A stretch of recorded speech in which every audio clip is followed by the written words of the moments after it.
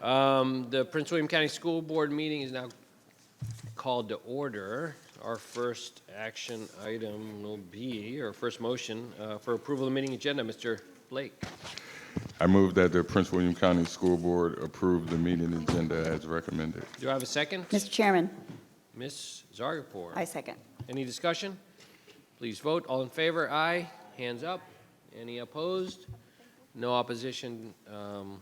Motion passes. Moving on next to motion to enter closed session. Motion in order. Mr. Blake.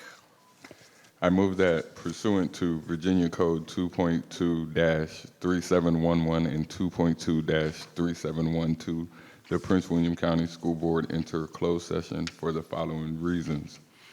1, to discuss with staff the assignment, appointment, promotion, performance, demotion, salaries, disciplining, or resignation of specific public officers, appointees, or employees of any public body pursuant to Virginia Code 2.2-3711A1, and 2, to discuss with Division Counsel and staff actual or probable litigation and specific legal matters involving staff, students, and other civil litigation involving the school division under Virginia Code 2.2 or 2.2-3711A7 and 8. And 3, to discuss the award of a public contract to employees exclusive representative, which involves the expenditure of public funds, and the terms or scope of such contract where this discussion in open session would adversely affect the bargaining position or negotiating strategy of the public body pursuant to Virginia Code 2.2-3711A29. And 4, to discuss and receive briefings by staff members related to the security of school facilities, the safety of persons using such facilities, and actions taken to respond to such matters where discussion in open meeting would jeopardize the security of such facilities pursuant to Virginia Code 2.2-3711A19. A second? Mr. Chairman, Ms. Williams. I second. Any discussion? Okay, please vote. All in favor? Any opposed? No opposition noted. Motion passes unanimously. At this time, the Prince William County School Board will now enter closed session and return in approximately 1 hour.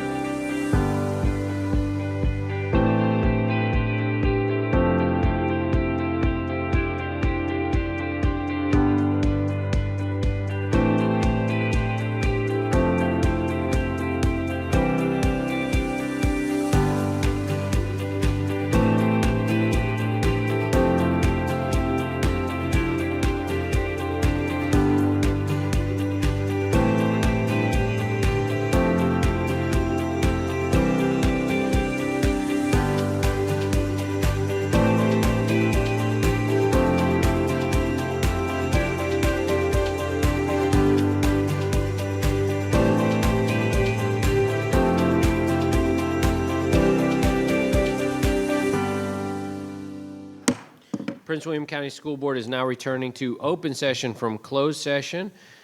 Closed session certification action item is on. Mr. Blake. I move that pursuant to Section 2.2-3712 of the Code of Virginia, the closed session of the Prince William County School Board meeting of February 19th, 2025 be certified by adopting the following resolution.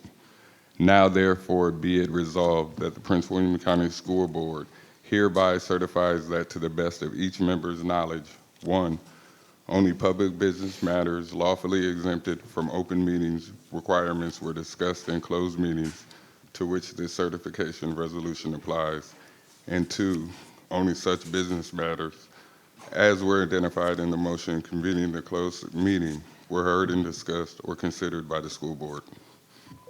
Do I have a second? Mr. Chairman, Ms. Williams. I second. Any discussion? Please vote.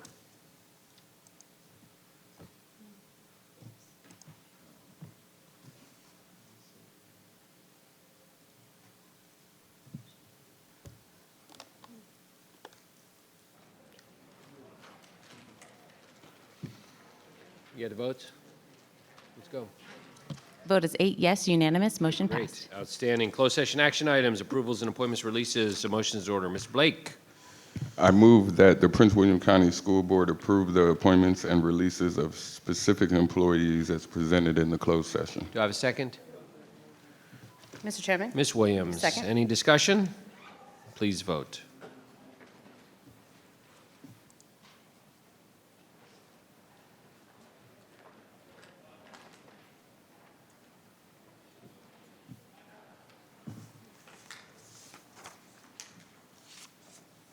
Vote is 8 yes, unanimous, motion passed. Okay.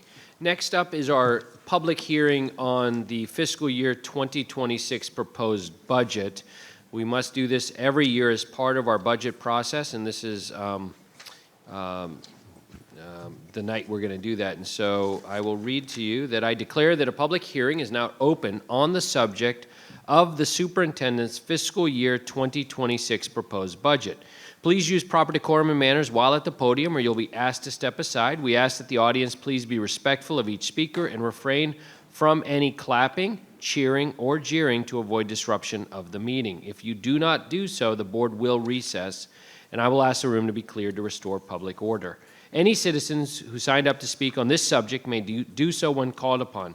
Tonight, we have 6 citizens signed up to speak on the budget. And when I call your name, please come up to the podium and state your name and address for the record. At this point, we'll start. So I'll just read the first 5. If you'd like to come up and grab a seat up front. We Jen Donnelly, Sharon McPike, Victoria Stabley, Heather Oberle, Sandra Kern, and then Gloria Jordan and Naman Rahman. First, Jen Donnelly.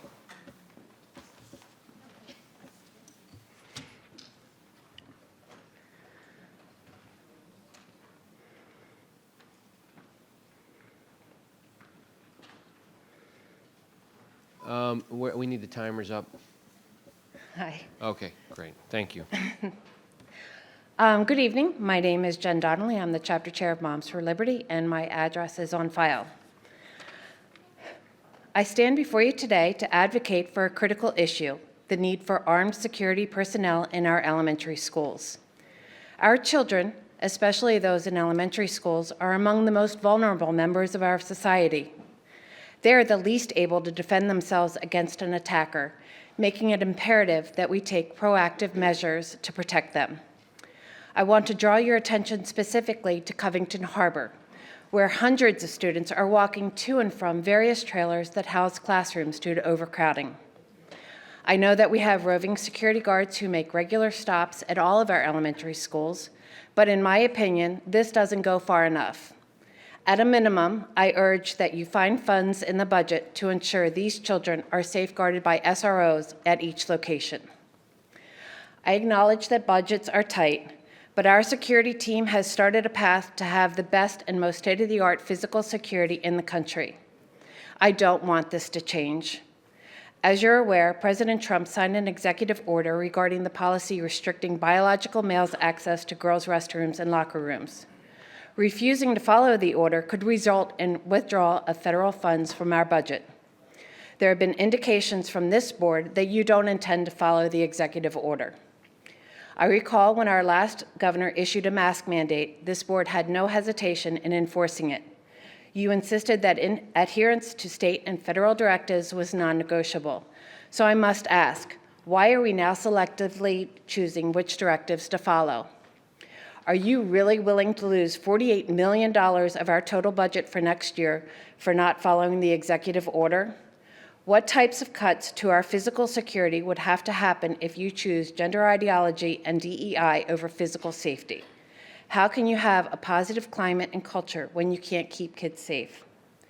Your primary responsibility is to serve students and families within this community. It is essential that you prioritize their concerns over any agenda that overlooks biological realities. I urge you to reconsider your stance, enforce the law, and always put our children's safety and well-being first. Thank you. Thank you. Sharon McPike.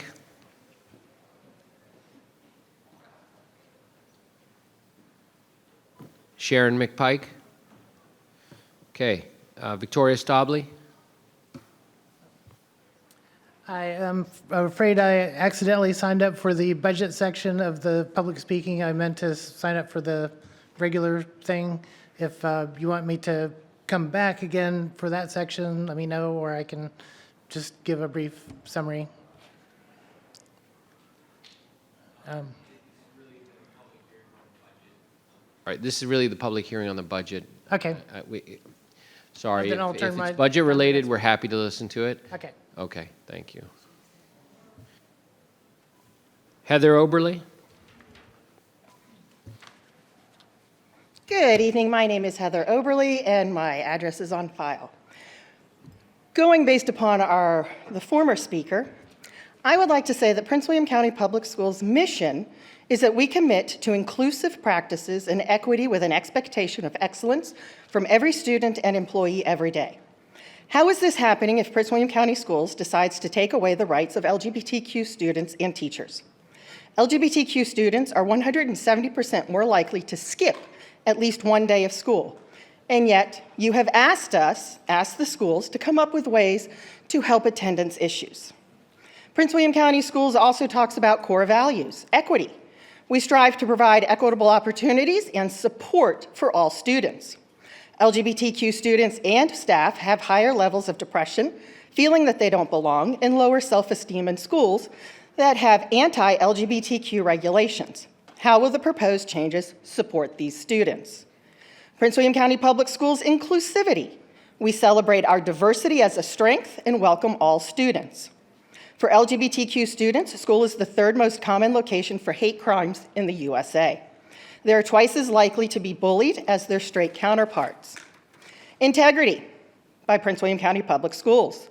We trust that we do what is best for students through effective interpersonal relationships, dependability, and doing the right thing in all circumstances, even if no one is watching, and then I'll add, even if the world is watching. LGBTQ crimes have increased recently.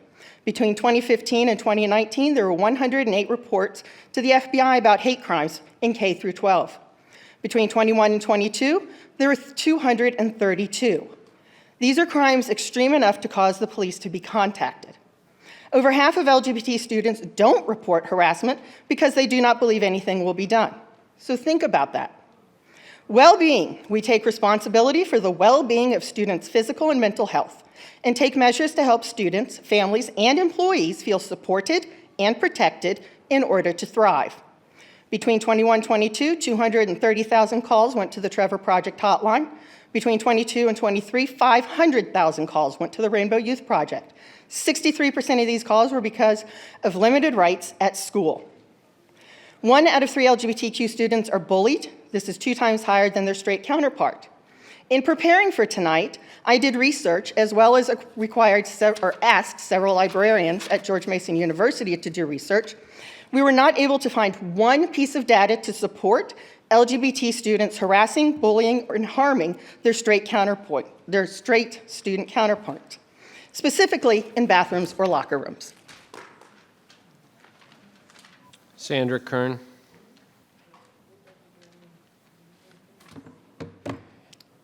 Got to set up here. Give me just a second.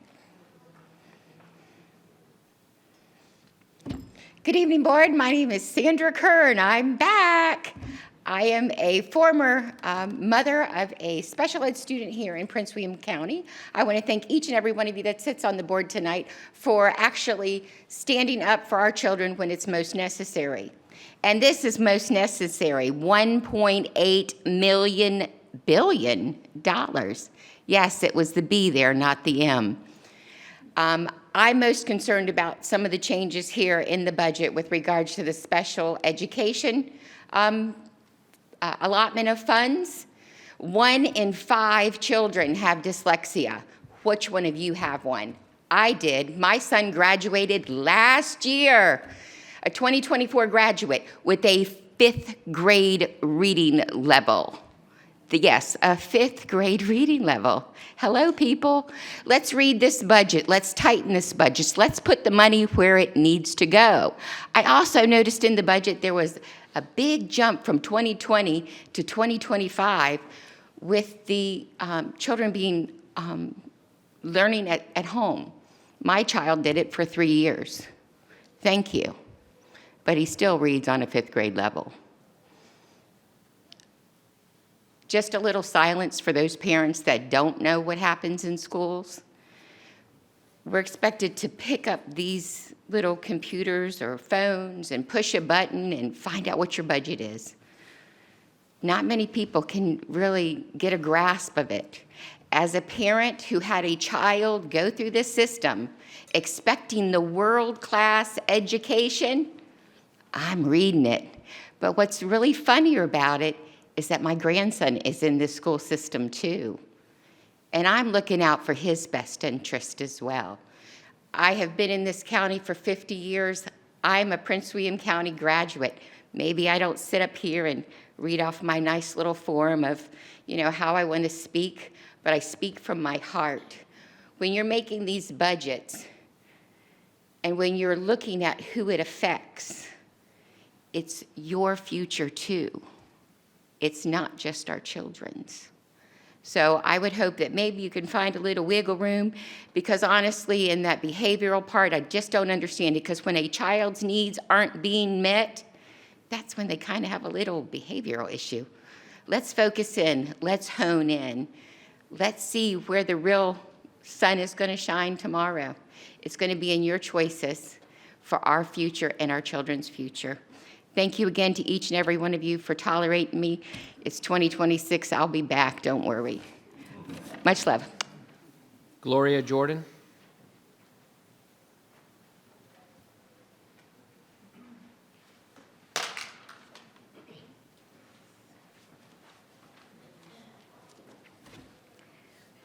Good evening, esteemed school board members, Dr. Lateef, Dr. McDade. My name is Gloria, and I live in the Coles District. Having 4 kids go through Prince William County Public Schools, I've stood before you many times over the past decade. You've always listened with respect, even when we disagreed. Over the years, I've listened to the lived experiences of others, read scholars, and followed data from experts in the field. There was a time when I believed bathroom access should be based on sex assigned at birth. I actually stood here and said just that. I operated out of fear, not of trans girls, but of cis boys. Women don't fear women, they fear men. The real issue is raising boys to respect women. There is zero evidence of trans women harming cis women, yet overwhelming evidence of cis men committing violence against all women. In sports, this is also not an issue. Over the past 10 years, only 42 trans athletes competed in Virginia, just 1 per quarter. Nationwide, out of nearly 500,000 collegiate athletes, fewer than 10 are trans women. There's no widespread advantage, and no one transitions to win competitions. That idea defies logic. If we care about women's sports, which I do, we should focus on pay, participation, and resources, not fear-based restrictions. Fear clouded my judgment, but when my own child came out as trans, I saw the harm and exclusion it caused. Students refusing to eat and drink all day to avoid the anguish of using unsafe restrooms. I saw the pain in students' eyes when forced into spaces that didn't align with their identity. I learned the data. No increase in harm with inclusion, but undeniable harm in exclusion. LGBTQ plus students suffer from mental anguish and are at 3 times the risk of suicide, not because of their identity, but because they are judged about their identity. Hundreds of bills have been put out against them. They have been dehumanized, ostracized, and there are threats of physical harm just for existing. I can't unsee that pain. I was part of that pain. I should have led with love, and I asked for forgiveness from those harmed due to my fear. So now I seek to operate in love. I will advocate for every student to use restrooms where they feel safe, to play on teams that affirm them, because dignity isn't negotiable, because fairness means inclusion, because I was wrong and now I seek to make it right. Legally, Title IX, the First Amendment on free expression, and the 14th Amendment on equal protection on personhood all protect trans kids and would supersede any executive order. The Constitution protects trans people. I ask that you all please consider the health and well-being of trans kids because they need us now more than ever. Thank you. Ms. Mills, the last speaker, is that a verified address? Are we calling that one? It was not a verified address. What do I do, Carol, on this one? I'm sorry, regarding the unqualified? Yeah.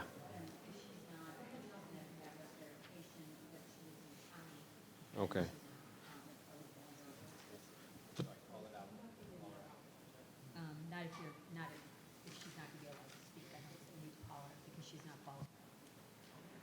All right, that will conclude our qualified speakers who have an address in the county and who verified through the system.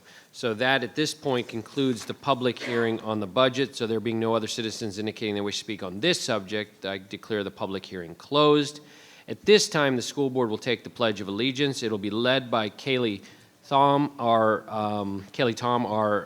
senior from Brentsville District High School student representative tonight.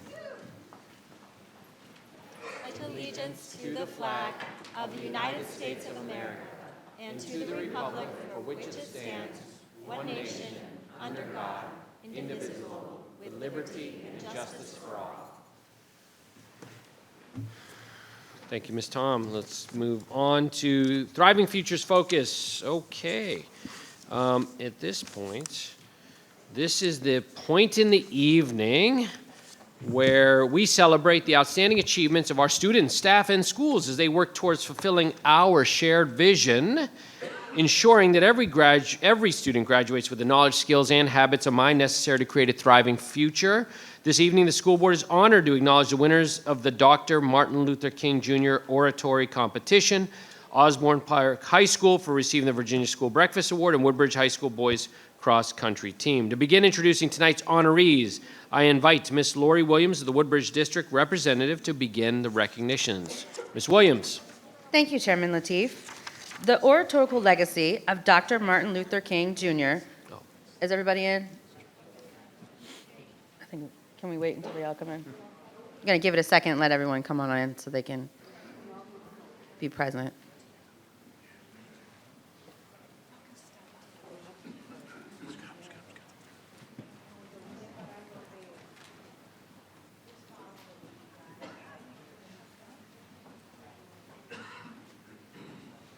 Is that it?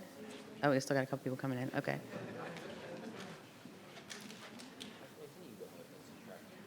Okay. All right, thanks. I think the sport's coming in next. Let me start over. The oratorical legacy of Dr. Martin Luther King Jr. resonates through the eloquent voices of young student orators who presented at the 40th annual Dr. Martin Luther King Oratorical Program. This event is sponsored by Prince William County Alumni Chapter of Delta Sigma Theta Sorority Incorporated. And because we have her in the audience tonight, I would like to thank Ms. Lily Jesse, who is a former school board member and a member of Delta Sigma Theta Incorporated, who is the reason why we are here tonight because of this program. Thank you, Ms. Jesse. I appreciate you. She's in the front row. Thank you. The competition invites students in grades 6 through 12 from Prince William County schools and other area schools to participate. Students write first and then present an oration celebrating the life and accomplishments of Dr. King. This year, the writing competition, open to all 4th and 5th grade students, was reinstated. The Woodbridge District is very proud to share that a student from our district won not only Best Before Judges, but also won Best Before Audience Award. We are pleased to welcome Izana, did I say that correct? Awesome, thank you. Izana Tessafe, am I right too? All right, 2 for 2. From Mary G. Porter Traditional School, and Assistant Principal Joseph Wood and Michael Fuller, MLK Oratorical Coach. Please step forward so we can see you. Congratulations to I don't want to mess it up. Names are important. Izana. Say it for me. Izana, thank you. And congratulations, Izana, and thank you, Mr. Wood and Mr. Fuller.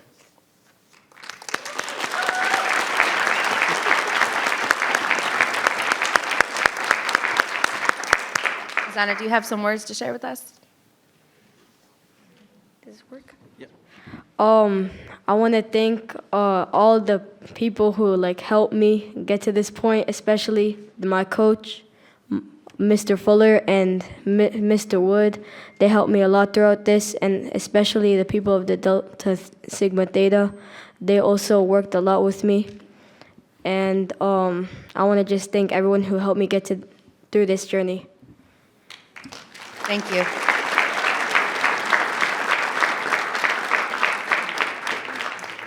Thank you, Ms. Williams, and congratulations. It's now my pleasure to introduce Ms. Erica Tredenik of the Brentsville District. Ms. Tredenik. Thank you. The Brentsville District is proud to recognize outstanding students from our schools who excelled in the recent MLK Oratory Competition.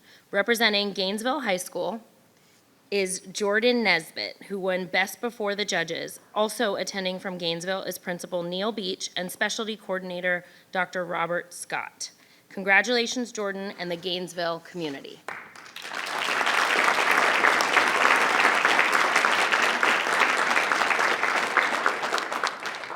Representing Glenkirk Elementary School is Nick Hill Tampi, yes, okay, who won first place in the writing competition. Nick Hill is joined by Principal Matthew Meyer, fourth grade teacher Christiana Moyer, and gifted education teacher Deanne Card. Congrats to you all.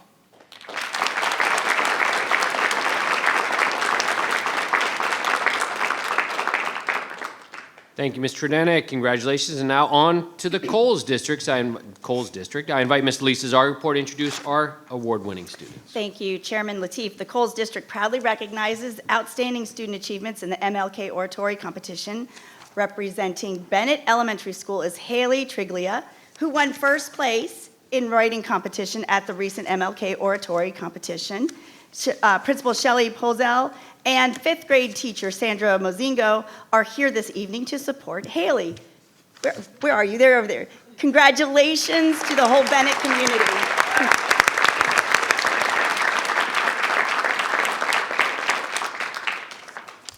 Representing Osborne Park High School is Principal Lisa Marie Kane, and while Rabab Raza could not be here tonight, we would still like to acknowledge her for winning Best Before Audience at the recent MLK Oratory Competition.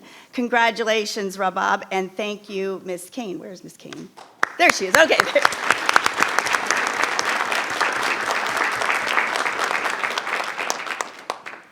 Wonderful. Thank you, Ms. Zargaport. Here this evening to speak on behalf of the competition, as well as our award-winning students, is Talia Fletcher-Gay, first Vice President of the Delta Sigma Theta Sorority Incorporated. Good evening, everyone. Good evening to the members of the board and Dr. McDade and everyone present. My name is Talia Fletcher-Gay, and I serve as the first Vice President of the Prince William County Alumni Chapter of Delta Sigma Theta Sorority Incorporated. We were chartered in Prince William County on December 1st, 1984, so we are in the midst of celebrating our 40th year serving the communities of Prince William County, Manassas, and Manassas Park. Our Martin Luther King Jr. program was created by Ms. Lily Jesse, as mentioned before, in 1984, and she is a former board member and a continued advocate for students in Prince William County. So this is also our 40th year hosting this event and our 35th year of our oratorical competition. On our chapter website, pwcacdst.org, there is a wonderful video that depicts the history of our program and highlights many of our past participants and winners. So we invite you to visit our website and watch that video. It's full of history and information and a really great watch.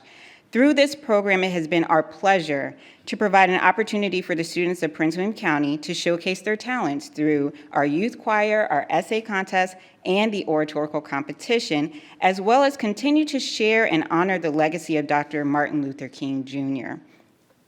Through our designated themes each year, our participants write their essays, write their speeches to present, and so we're able to always continuously educate the community on what Dr. King has left behind for us.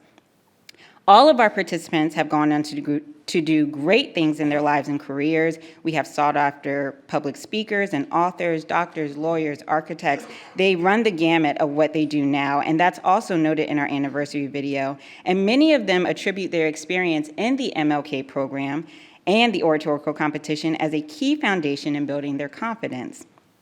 I personally am always in awe of our student competitors, their inspiring speeches, their command of the stage, the fact that they can write and get up there in front of everyone. It's always amazing to me, and this year's program was no exception, as you can see.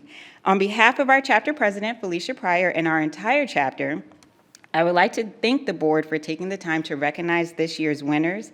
They did an awesome job and they deserve all of the recognition. We are so proud of them.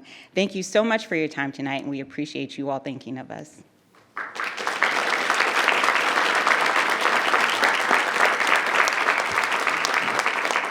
Thank you, Ms. Fletcher-Gay, and thank you to the Delta Sigma Theta sorority for sponsoring this wonderful community competition and celebrating the legacy of Dr. Martin Luther King. Ms. Argapur, I believe you have additional recognitions from your district. Please tell us more about Osborne Park High School's recent award. I do. Thank you, Dr. Lateef. The Virginia Department of Education has recognized Osborne Park High School with the Virginia School Breakfast Award. This award recognizes schools that expand breakfast access, maintain the nutritional integrity of foods offered, and serve more scratch-cooked meals. Osborne Park was one of just 3 award recipients this year. Our school division is serving more breakfasts per day compared to last year, with Osborne Park seeing an increase in breakfast participation of about 30%. Along with Principal Lisa Marie Kane, we welcome Director of Food and Nutrition Andrea Early and Carla Kelly, Food and Nutrition Manager.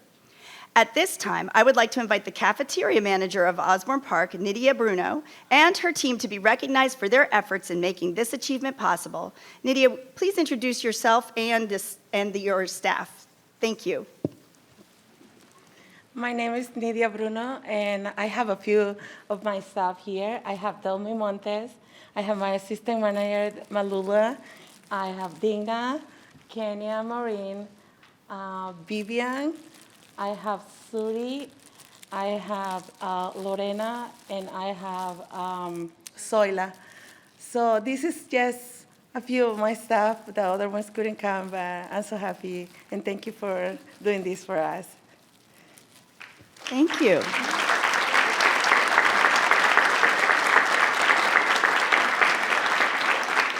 And Mrs. Early, could you please share a few words on this accomplishment? Yes, good evening, Chairman Lateef, school board members, and Dr. McDade. I'm so pleased to be here this evening to share additional information about the important work that Nydia and her team at Osborne Park do each day to ensure that our students are well nourished and ready to learn. As you may be aware, OP was one of the 24 schools added to the community eligibility provision this year. Through CEP, meals are provided to students at no cost.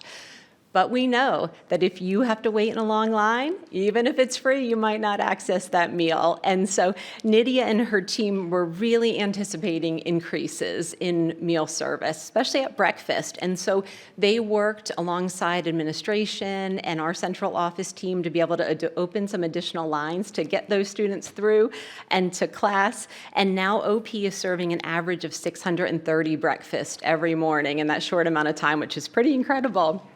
In addition to offering a wide range of fresh and healthy choices every morning, I really want to comment on the incredible kindness that this team provides to students every day. And if you stop at OP during meal times, here's what you will see. You'll see students being served smiles and kindness. You're going to witness staff who know the names of an incredible amount of students, and they notice when kids aren't there. They notice when they haven't seen a student in a while, and they ask about that.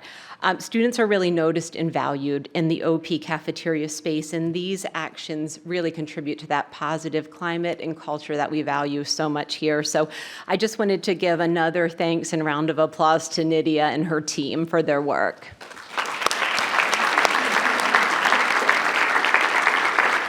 Thank you. Thank you, Ms. Argapur. And for the second consecutive year, Woodbridge High School boys cross-country team has etched its name in history, claiming the Class 6 state championship title. Let's give them a round of applause. Yes, sir. This remarkable victory builds upon last year's historic win, the team's first state championship since 1990. The success of the 2024 season is a testament to the team's unified focus, early morning summer training, shared sense of responsibility, and unyielding patience. Their victory is the result of sheer will, trust, and an unwavering commitment to excellence. To recognize our cross-country champions, I invite Mr. Richard Jesse, the Occoquan District, to speak. Mr. Jesse. Thank you, Chairman Lateef. The Occoquan District is proud to recognize the Woodbridge High School boys cross-country team for an incredible achievement. With the latest championship, Woodbridge has now secured a total of 9 boys state cross-country titles, placing them second all-time among Virginia public schools. At this time, I would like to invite the Director of Student Activity, Kyle Jake, to introduce the coaches and to say a few words about the team's accomplishments.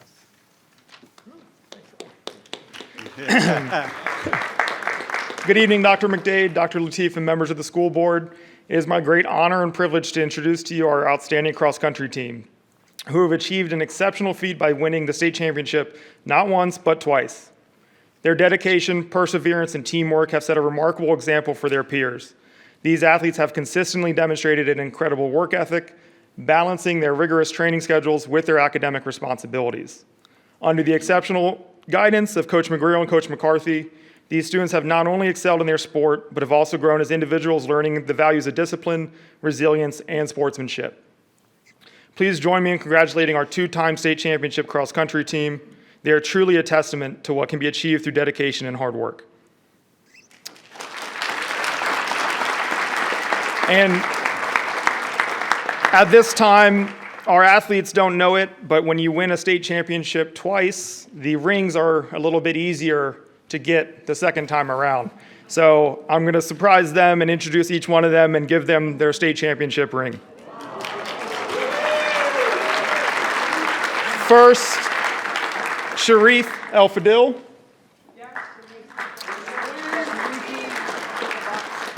Bradley Johnson.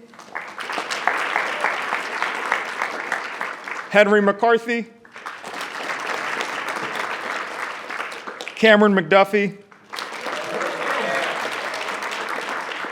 Owen Rehnquist.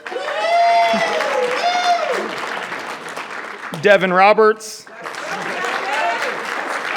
And Hayden Goodman, who is not here tonight and is sick with the flu. We hope you feel better, Hayden. Thank you so much.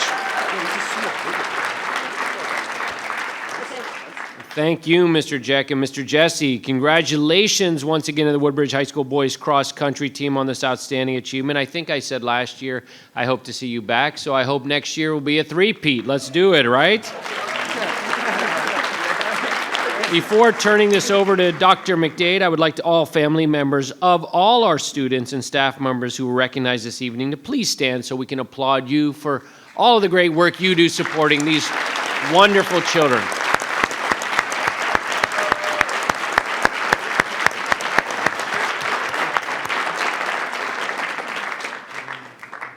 Before we take a few pictures, I'd like to invite Dr. McDade to share a few words. Doc.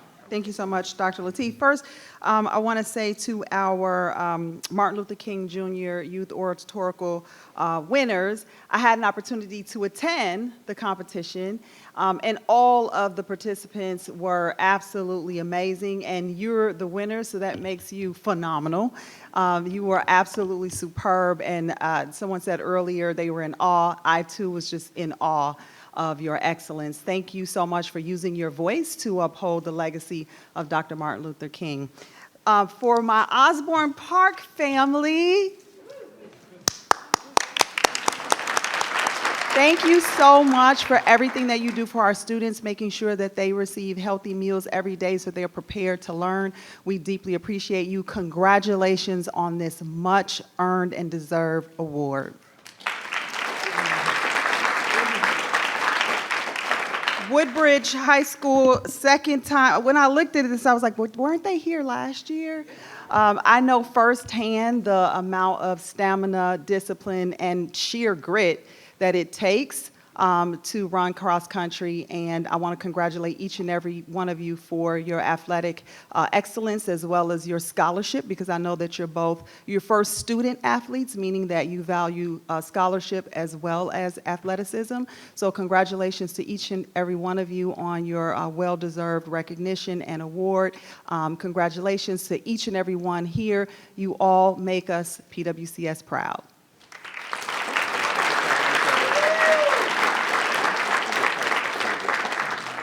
Okay, thank you. And at this time, I'd like to invite our honorees to come forward for a photo with the school board and receive a small token of our appreciation. We'll begin with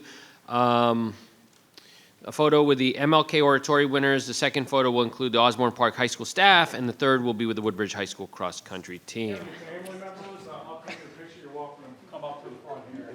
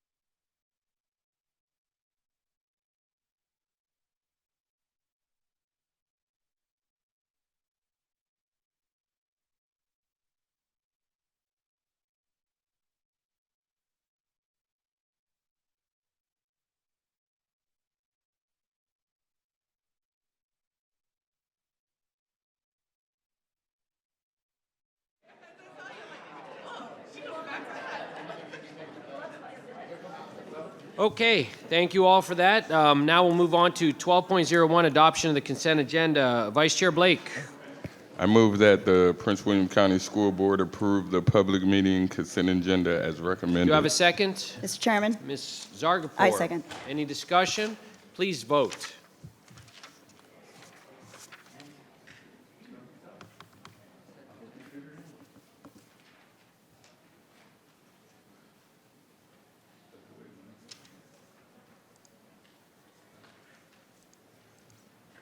Vote is 8 yes, unanimous, motion passed. Moving on to 13.01, acknowledgements and recognitions. A motion is order. Mr. Vice Chair Blake. I move that the Prince William County School Board approve the acknowledgements and recognitions as recommended. Do you have a second? Mr. Chairman. Ms. Zargarpur. I second. Any discussion? Mr. Chairman. Ms. Williams. Thank you. I just want to remind the public that we do this a month in advance. And coming up is next month is for Women's Month, Equity and Education Month, National Athletic Training Month, and Brain Injury Awareness Month. For March, we've already done the ones for February. Thank you. Thank you, Ms. Williams. Please vote.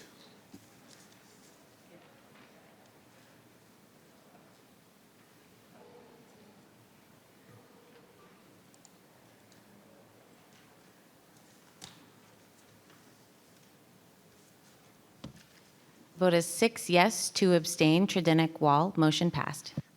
Wonderful, thank you. At this point, we have citizen comment time, and those citizens who signed up in advance with the clerk may address the school board this evening when they are called to the podium. The citizen comment period for regular school board meetings is 1 hour, and citizens may speak on agenda items or other topics germane to the operations and policies of PWCS. Please use proper decorum and manners while at the podium, or you will be asked to step aside. We ask that the audience please be respectful of each speaker, refrain from any clapping, cheering, or jeering to avoid disruptions of the meeting. If you do not do so, the board will recess, and I'll ask the room to be cleared to restore public order. Tonight, we have 20 citizens signed up to speak. When I call your name, please come up to the podium and state your name and address for the record. So we'll call the first 5. They can grab a seat up front. Mary Ann Jensen, Melissa Jerk, Chris Funderburg, Rebecca Anderson, and Caitlin Weston. Mary Ann Jensen.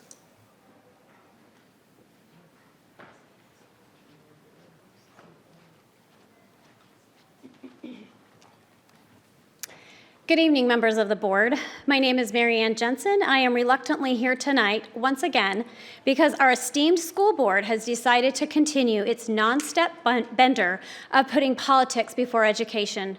In fact, I'm in possession of a Facebook post citing a school board member's direction to fill this room with supporters to protest against me and other like-minded parents. You all are a shining example of how this board manipulates these meetings to manufacture narratives that your views are mainstream, which of course they are not. No one buys your deception anymore, which brings me to why I am here. This board has made it a policy of disregarding the safety of our female students by allowing biological males into girls' restrooms. You have chosen to ignore the common sense executive order issued by President Trump 2 weeks ago today, which is supported by over 80% of Americans. I find this particularly ironic, considering that just a few years ago, when Governor Northam issued his mandate to suffocate children with masks, this board had no issue enforcing it, and even doubled down on what I correctly predicted would be a losing cause, but I digress. Whether parents agreed or not, you insisted that following state and federal orders was non-negotiable. Yet now you have no issue throwing the law of the land to the wind to suit your political objectives. Your agenda is transparent to parents in this county, and it's reprehensible. The rest of America seems to understand the issue here, but since you don't care, even though your funding will be pulled, further sinking Virginia's schools even lower, let me set the record straight for you. Keeping boys out of girls' sports, locker rooms, and private areas is about the safety and dignity of our daughters. Girls should not have to feel unsafe or uncomfortable in a space meant for them. It is not bigotry to protect their right to privacy, no matter how much you pretend to hide behind that word. This discriminatory policy you've decided to tie yourselves to creates unnecessary risks. Girls deserve spaces where they can change and use the restroom without fear of invasion or intimidation.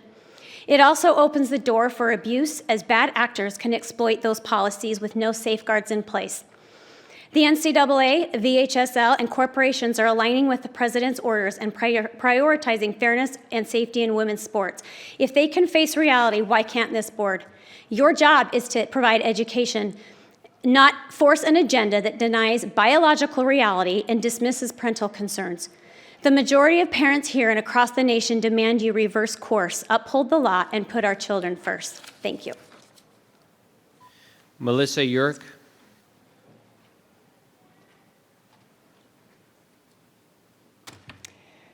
My name is Melissa Yurk. Good evening, and thank you for hearing me tonight.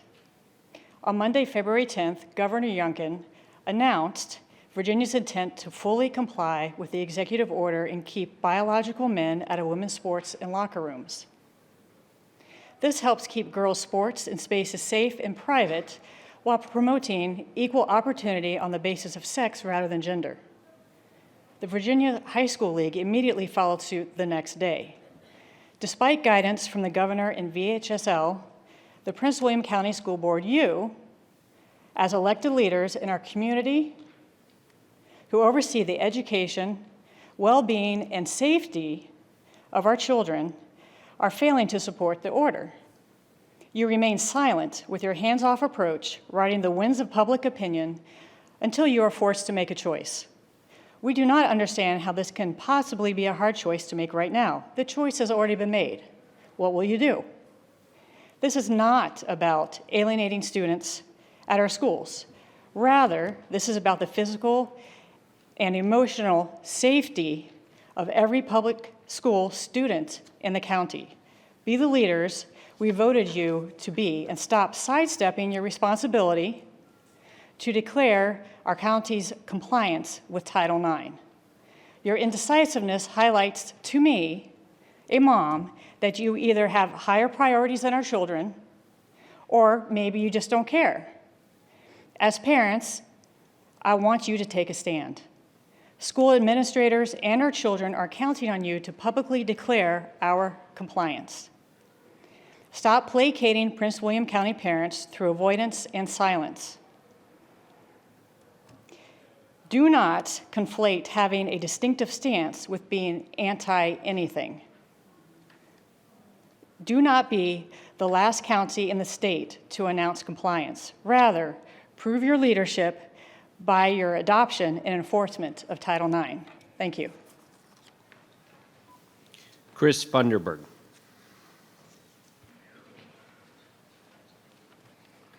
Good evening. I know it's rare for you to hear from me or anyone else about the good things that have happened here. So I just want to take this moment to thank you for all the important improvements that have been made. What transportation has done over the past year is nothing short of amazing. The cafeteria food has become more diverse and serves our diverse student population better, and the enhanced online tools have been great. Unfortunately, my primary reason to be here is to discuss Trump's EOs regarding Title IX and DEI. I'm sure you're aware of the DOE's investigation of PWCS's Title IX violations. You risk close to $50 million in funding for what? To allow boys to use the girls' restrooms, locker rooms, and sports? Why? Sex-segregated bathrooms do not violate Title IX or cause discrimination based on gender identity. Gender identity should be simply ignored in the case of bathrooms, just like race and nationality. This would not violate the Virginia Human Rights Act either. Sex should be the only discriminating factor and has been for hundreds of years. I'm sure you'll hear several appeals to emotion that might pull at your heartstrings, but these are not valid arguments and should be ignored. While it breaks my heart to hear that many have been fooled by gender ideology, we can't put our daughters at risk. For the sake of our daughters, for the sake of my daughters, I implore you to rescind Policy 738-5. This will end the Title IX investigation, ensure access to federal funds, and most importantly, protect our daughters. Do this before we have incidents like Loudoun County, in which a trans-identifying student raped 2 girls in 2 schools, in 2 bathrooms, or recently in Alexandria, in which a sexual predator disrobed himself in front of little girls in a locker room. That's all I got to say. Thank you very much. Rebecca Anderson.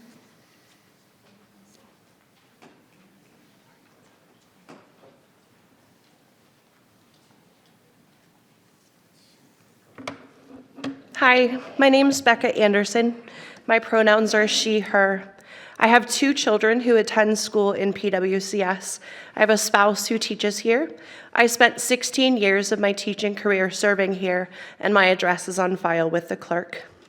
I'm here this evening to thank the school board and Dr. McDade for your continued support for LGBTQIA+ students and staff in Prince William County Schools. Thank you in advance for upholding and honoring the PWCS non-discrimination policy. Dr. McDade, I appreciate that you recently reiterated your commitment to the non-discrimination policy in a recent Friday parent email. Thank you in advance to all of you for especially honoring and upholding the promises made in PWCS Regulation 738-5. In preparing my remarks for tonight, I spoke to a few transgender students in PWCS and to their parents. The message I received is overwhelmingly clear. The current verbiage is good, but PWCS can still do more. Keep fighting the good fight. One student described a situation where they were taking an SOL test last spring that was being administered by an adult that doesn't typically teach them. Although the student had legally changed their name and all name changes had been communicated and updated in the PWCS systems 4 years prior, the student's dead name was printed on their test ticket. When the adult was handing out test tickets, the dead name was read aloud, and the student was outed to all of the students in the room. With the executive orders and the VHSL recommendations, I'm worried about trans kids. Parents are worried about their trans kids. Historically, PWCS has continually taken every opportunity to be a leader in standing up for what is right, no matter how many narrow-minded people show up with hatred in their hearts or how loudly they yell. Trans girls are girls. Trans boys are boys. Intersex people do exist. Non-binary people exist. LGBTQIA+ people matter, and Mrs. Anderson loves you. Dr. McDade and school board, I appreciate all that you are doing. Keep up the good work. Thank you. Caitlin Weston.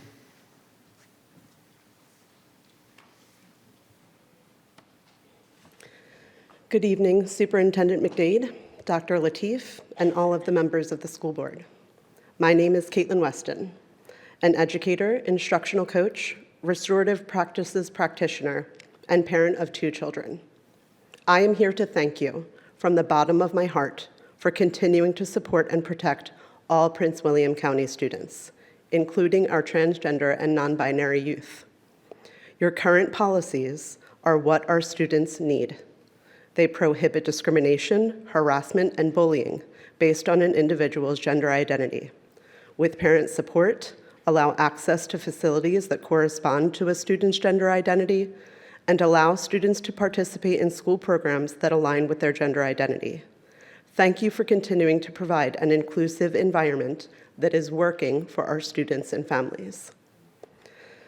As I'm sure you know, there are some really scary statistics about suicide in our LGBTQ+ youth. The Trevor Project recently analyzed data from 2018 to 2022 and found that when states enacted anti-trans policies, suicide attempts amongst trans and non-binary young people aged 13 to 17 increased from 7% to 72%. That number is staggering. This is why protections for gender nonconforming youth are necessary to increasing belonging and lowering the escalating rate of suicide attempts amongst teens. These protections are critical and life-saving. There are a few key protective factors for LGBTQ+ youth, which PWCS current policies support, that give me peace of mind when thinking about our trans students. Some of the key protective factors for youth include affirming spaces and activities, especially at school, policies and practices that support transgender and non-binary youth.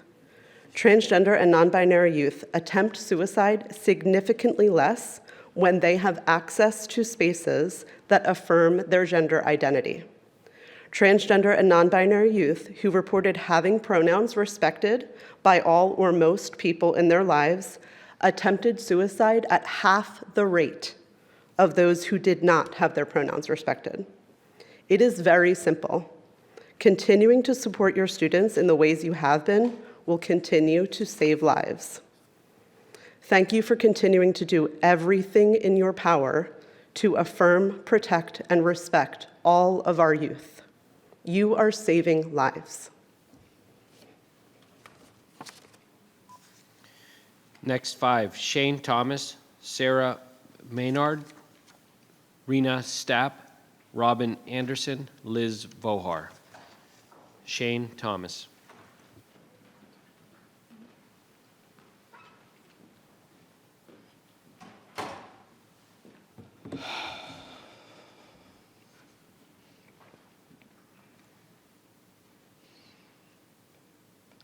Good evening, Superintendent McDade, Dr. Lateef, members of the board. My name is Shane Wells, not Thomas, middle name. I'm a Marine veteran, an engineer, a Jeeper, many other things. But most importantly, I'm a father of 2 amazing young girls in Prince William County. I'm here because there's a small group of people pressuring this body to remove support and protections in place for the children of our school district, specifically targeting the protections for our transgender and gender nonconforming youth. I cannot understand why some people feel the need to target one of the smallest demographics in our population, but they do, so here we are. We all know the statistics by this point. They aren't even really in question. When you stop treating our youth with courtesy and decency, suicide rates go up and bullying becomes more prevalent. When you stop seeing these children as they are, as human beings, and start treating them as other or unwelcome, that's how they're going to feel. And that is going to have devastating consequences for our community.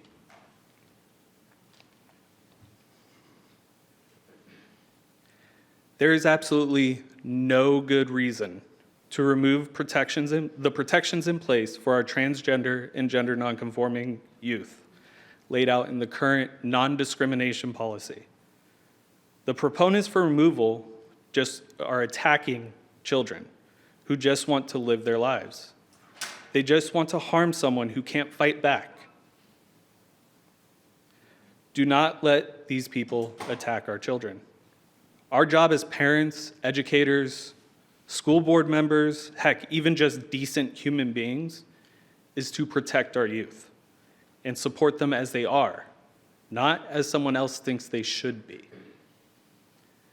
This is not the first time the district's non-discrimination policy has come under political fire. Just 2 years ago, we worked to support our children and ensure that discrimination in politics stayed out of our schools. You made the right decision 2 years ago, and I sincerely hope you make the right decision again. Again, affirming Prince William County support for all its students. That's it. Sarah Maynard.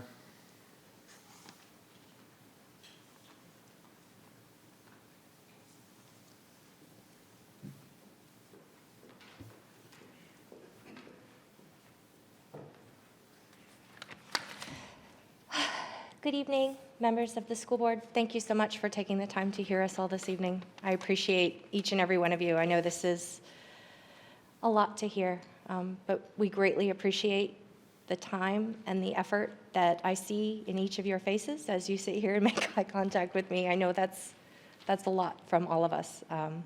My name is Sarah Maynard. I'm a director of a tiny outdoor preschool called Ganteva across the street from Hilton High School. As an educator, I know that children thrive when they feel safe, when they feel valued and seen for who they truly are. Inclusion, diversity, and equity are not just policies, they are the foundation of a strong, just, and thriving society. Right now, transgender students in our school are facing increasing barriers to safety and belonging. Research shows that all students are affirmed in their identity through inclusive policies. supportive educators, and the simple dignity of being called by their chosen names and pronouns.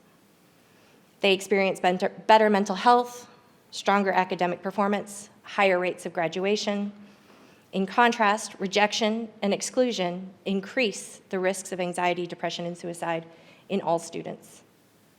Every child in Prince William County deserves an education free from fear, one where they can learn and grow and reach their full potential. I urge this board to continue to stand on the side of fundamental rights of every student, especially our transgender students who need protection and support right now more than ever. Thank you so much. I appreciate your time.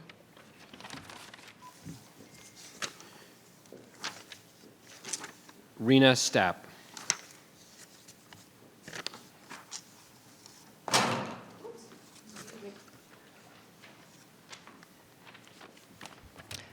Hello, I'm Rena Stapp, and I have children that go to school in Prince William County. I am an educator in Prince William County, and I am thankful that you're taking the time to listen to us tonight and to be here. And I know Prince William County just celebrated Kindness Week, and we had so many displays from our counselors and the children, and it was just warmed my heart to see how much everyone cared for each other and loved each other. And at the school, elementary school I work at, no one was being mean because of someone else being different. We were all trying to celebrate kindness and inclusion. And I also want to say thank you to Dr. McDade for the diversity email that came out, showing that Prince William County does care about everyone here. And I want to also applaud the school board for not bending to the whims of every executive order that comes out, one that says everyone is a woman because of conception. There was a lot of weird things that have come out, and we don't have to bend to every strange whim of the administration. We can do the ones that make sense for our students, for our children. We are the adults, and it is our job to model empathy and kindness for the children in our lives, whether they're our own children or the ones in our community or the ones that we teach or the ones that we coach. I also coach the robotics club. We have boys, we have girls. I don't care what bathroom they use as long as they are happy and safe at school. We are here to show them what they should be doing and how they should be treating each other. And what we want is for everyone to embrace each other with love, to support each other, and to be the emotional support and safety for all students. And in our school, I don't think anybody cares what bathroom you use. And the people, we've heard the statistics, they've said it, I have them all written down here as well. The trans students are the ones being bullied. The trans students are the ones that are being hurt by others. And if you force them into a place where they are not comfortable, that bullying and harassment only increases. It damages their mental health. It increases their suicidal thoughts. And as they said, only 42 of the 185,000 high school students in the past 10 years in VHSL have been trans. 42 in 10 years. We don't need to be making changes to things for a minute amount of people that are not hurting others. They're the ones that are being hurt and being othered, and that is not what we are here for in Prince William County. We are here to lead with kindness. Thank you. Robin Anderson.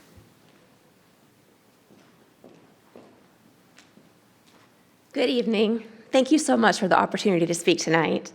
My name is Reverend Robin Anderson, and I am a mom of 3 kids that have not just been educated, but also nurtured in our outstanding Prince William County Public Schools. My eldest is now in college, but my 2 younger kids are still in high school. All 3, including my daughter, have played sports in our schools. I happen to also be a Baptist minister, which means that my faith is rooted in following the ways of Jesus, who welcomed children and gave special care to those who were pushed to the margins or mistreated. All too often, LGBTQ students are being pushed to the margins and mistreated at school. The Centers for Disease Control has verified that they're more likely than any other students to be bullied or harassed. And students that are bullied and harassed at school are more likely to cut and get these unexcused absences. They're more likely to experience depression and succumb to substance abuse.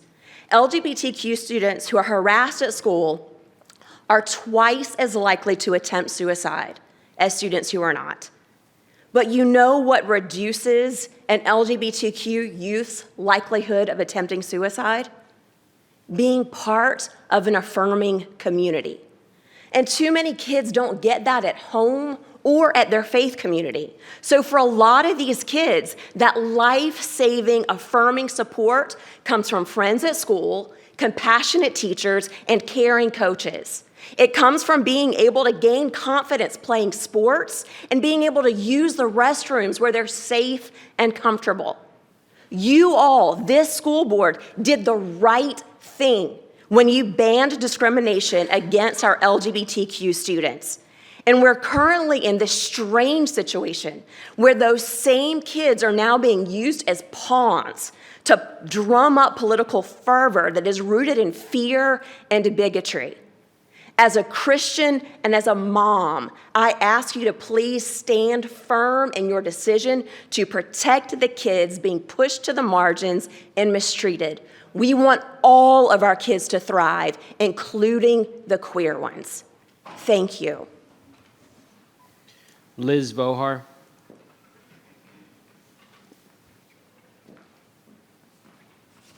Good evening, Dr. McDade and school board members. My name is Liz Vohar, and I'm a proud PWCS school counselor, and my address is on file with the clerk. I thought a lot about what I would say tonight. I thought about sharing the multitude of reasons why the non-discrimination policy the county currently has in place is what's best for all students and staff. I thought about scare tactics and pounding on the podium, but I knew none of that would work. I then thought about not attending at all, but I knew it was important for students to see that there are adults that not only care for them, but are willing to stand up and advocate for them. So here I am. Tonight, I'm gonna simply request something from each of the school board members. I ask that each of you reach out to a teacher or school counselor in your district that works with a trans student that is out and comfortable talking with you. I ask that you sit with their families and have them share with you their own fears and feelings. I ask that you recognize that these students that you represent are human beings with stories. Listen to them when they tell you that they don't drink anything all day because they're too afraid to use the restroom. Listen to their families who know what they are up against, but ultimately just want what we want for all of our children, for them to be happy and accepted. And remember that whether or not you agree with them or understand them, that deleting a policy that ensures that they are protected will cause them harm. It is a policy that ensures they are equal, that they have rights, and allows them to be who they are and not have to hide their true selves. I would like to end with, it's been a while since I've been at a school board meeting. For those of you who have been around long enough, you know that I was lucky enough to welcome a daughter into this world almost 4 years ago. And now, having a parent perspective, I can say that there is not a thing that she could tell me or be that would make me love her any less or fight for her right to exist as she is. I implore those of you that are parents on the board to think about these students as if they were your own. I thank each of you for your time, and I hope that you remember that your job as a school board member is to represent all students, not just the ones that you agree with. Thank you. The next five, and I'd encourage you to come up front, that way move a little bit more efficiently, but Christopher Saylor, Hina Ansari, Deanna Baer, Jessica Scher, and Judith Cook. Christopher Saylor.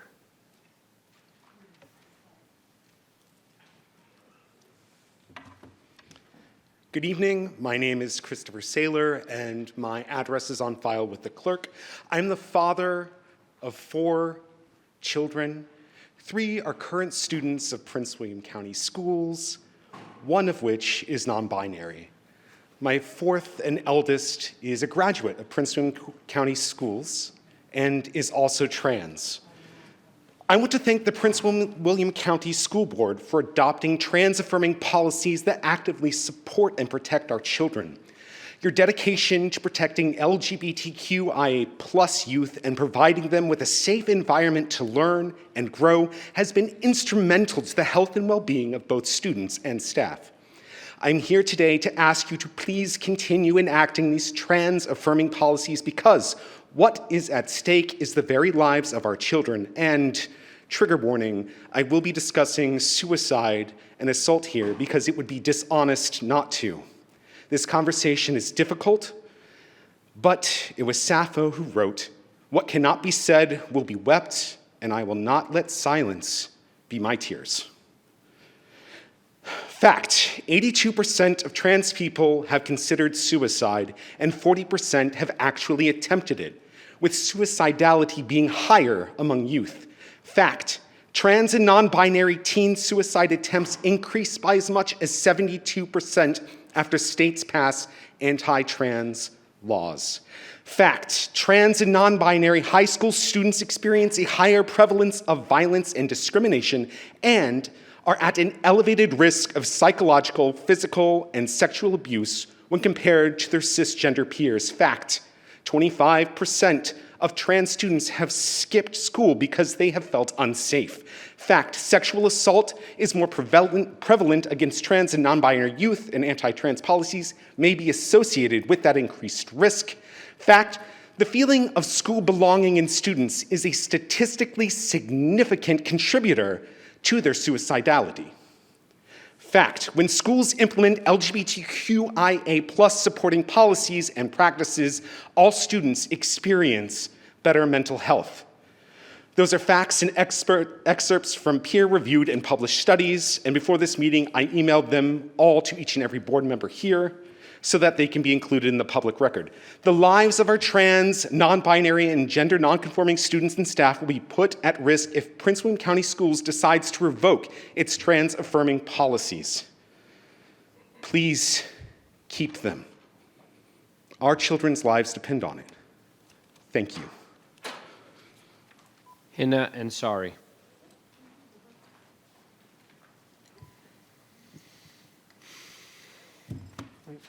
Should I wait for the timer? Okay, I can do it. All right. Thank you so much to the board and to Superintendent McDade. Thank you so much for being here. I hope everyone survived the snowstorm that they got in here on. I know it was very harrowing outside. I thought we would have more of the opposition speaking, so I was trying to keep stats of what everyone's concern was regarding this trans student issue, and I didn't find a lot, except I thought there would be more concerns about equity and not as much about safety. But when I was doing research about this, I thought, what are we talking about here? I was trying to figure out how many students are we really talking about, and I substitute teach in the school in our Prince William County schools, and so I interact with a lot of kids, and I think I have exactly one kid who's non-binary who I interact with, and that's it, and that's in one high school. So I mean, it's not a huge number, but I did the math. I tried to do the math. I'm not going to let the teachers correct me on this one, but there are 335 million Americans, and 2.3 of them identify as trans. That's less than 1%. And if you extrapolate that down to the Prince William County school system, approximately out of every 100,000 people, there are maybe 400 trans people. There are about 90,000 students in the Prince William County school system, so I'll give you that extra 50 or 20. See, I can't do math, but so we'll say it's 400 trans students possibly in the Prince William County school system, and then you extrapolate that down again. I think it's down, right? Does it extrapolate down? I don't know. The teachers will correct me. To figure out how many of them are athletes, because not all students are athletes, of course. So I went online and I tried to figure out how many of those students are athletes, and the number I got was 15.5 million, which is not really relevant, but what they said was 15.5 million students are high school students, and half of them are athletes. So I said, okay, well, let's say if half of the student body is athletes, and from what I see, they are not. There are a lot of walking potatoes in the school, but that's neither here nor there. But if half of them are, then you're talking about half of a percent. So you got less than 200 kids who might be trans, who might be athletes, and you're talking about, what, 1 or 2 kids per every school, and we're going to change the policy for like 2 kids? We accommodate kids every day. We accommodate kids who can't take tests. We accommodate kids. There's a kid in the school that I sub at, and I hope this isn't a privacy violation, who has Tourette's. He can't be in the classroom when everyone's taking a test. They accommodate that too. How is that any different than accommodating a trans student who wants to participate in a game? It's a game. I'll reverse engineer that Allen Iverson quote. It's a game. It's a game. It's not real life. They're not racing Lord Stanley's Cup. They're not winning the Super Bowl. They're playing a game. Who cares? Let them have fun. Let them enjoy their youth while they can, while they have it, before they're old and bitter like the rest of us. Thank you. Deanna Bear.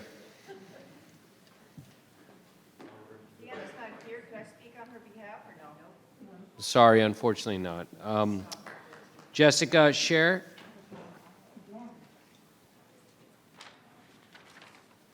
Hi, my name is Jessica Scher, and actually I have an answer. It's 4. I spoke with Danica Rome, our senator, and we have 1.2 million kids here in Virginia, and there's 4 that are trans athletes. I represent Defense for Democracy, and I'm here to bore you with a civics lesson.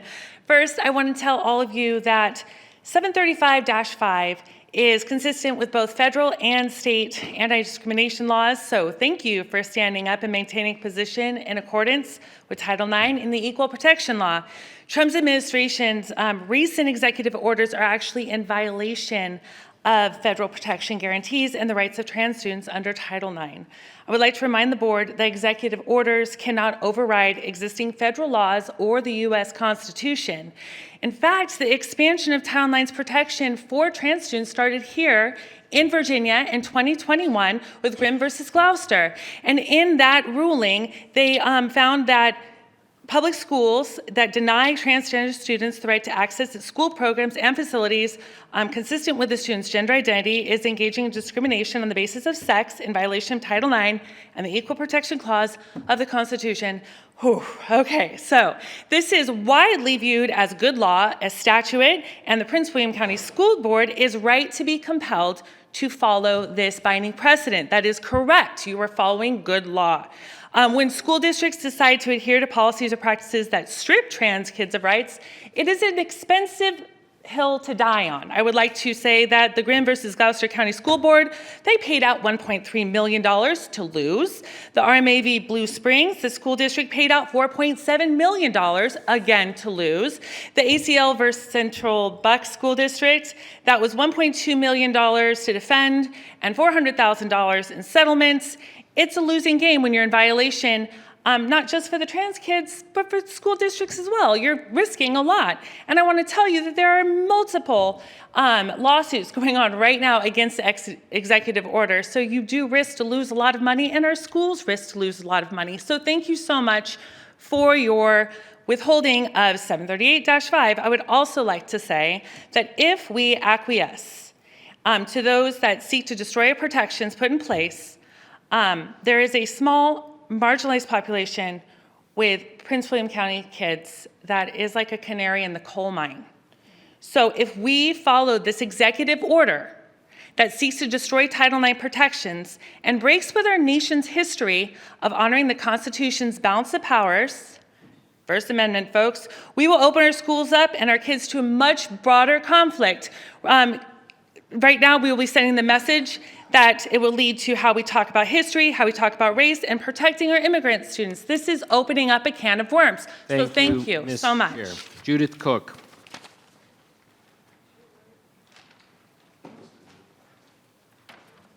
Hello, I'm Judith Cook. Thank you for allowing me to speak. My address is registered with the county. I'm a mom, retired teacher, and former girls track coach. I remember when Title IX first went into effect as a result of the feminist movement. Upon learning about it, my 7th grade sister was inspired to join the newly created girls cross-country team with just one other girl with a dream to earn a full scholarship to a top university. Mary was a gifted student, but full scholarships were mostly awarded to male athletes at the time, and our parents could barely afford to pay for any college. Mary ran 10 miles before school each day in addition to the team workout after school. She made all the sacrifices with all the grit, perseverance, and determination that male athletes ran with a goal, and other women like her make.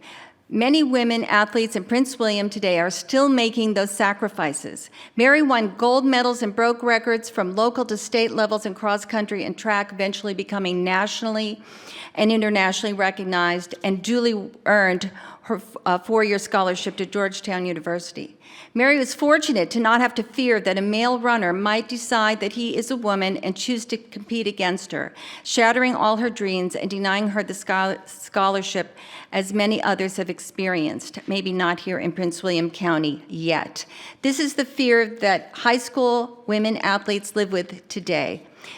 This was not the intent of Title IX. Title IX created opportunities for millions of women. Female high school participation in sports increased 1,057% after Title IX. According to National Women's Law Center, competitive athletics promotes greater academic and employment success throughout life, increased personal skills, and a multitude of health benefits for all women in sports. Why would anyone want to destroy 52 years of female achievement by allowing men on the women's playing field, a field that still lacks the opportunities of male sports?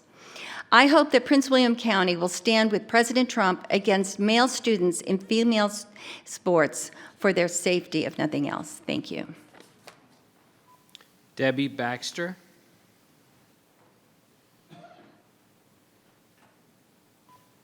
Debbie Baxter. Okay. Didum Ural. Didum.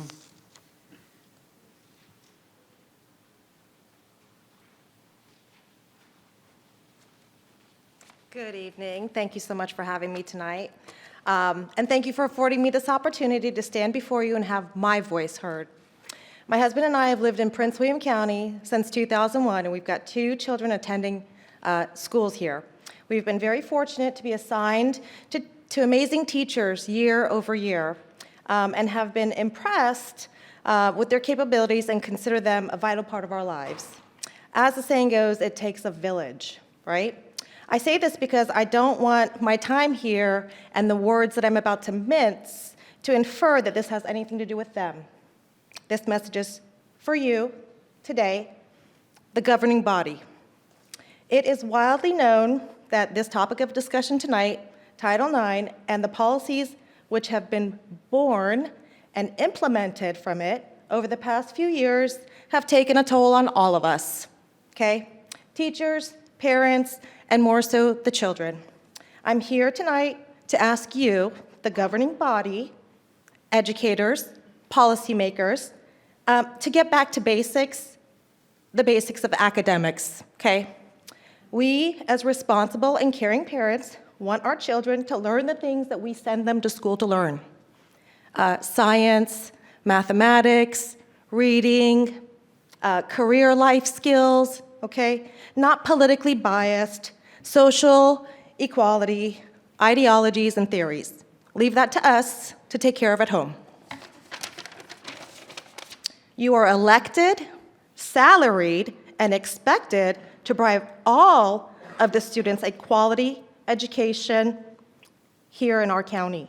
You're paid, right, to do the job that us parents expect you to deliver. For me, and many, many others, this is not about anti-LGBTQ or anti-anything for that matter. This is about pro-female and pro-common sense. We are not fond of the hypersensitive social equality policies in our school. And frankly, neither are a growing number of your teachers, okay? We're all kind of fed up with it. We do not want our children to be categorized and divided into social groups and classes. We're just a bunch of parents who send our kids to school every day hoping that they get back home safely and that they've learned something which will give them skills they need as adults, okay? What we care about is that our children are safe at school and academically up to speed with the rest of the world. I think everybody knows the news about we're at 44th%. That's a shame. So that being said, let's all work together, put all the nonsense aside, meet in the middle, and find a fair and equitable solutions for all of our children. They deserve better from us, Thank you very and much. we deserve better from you, and the Thank you taxpaying money that's being spent on all of this. Thank you. Martha Cutzinger.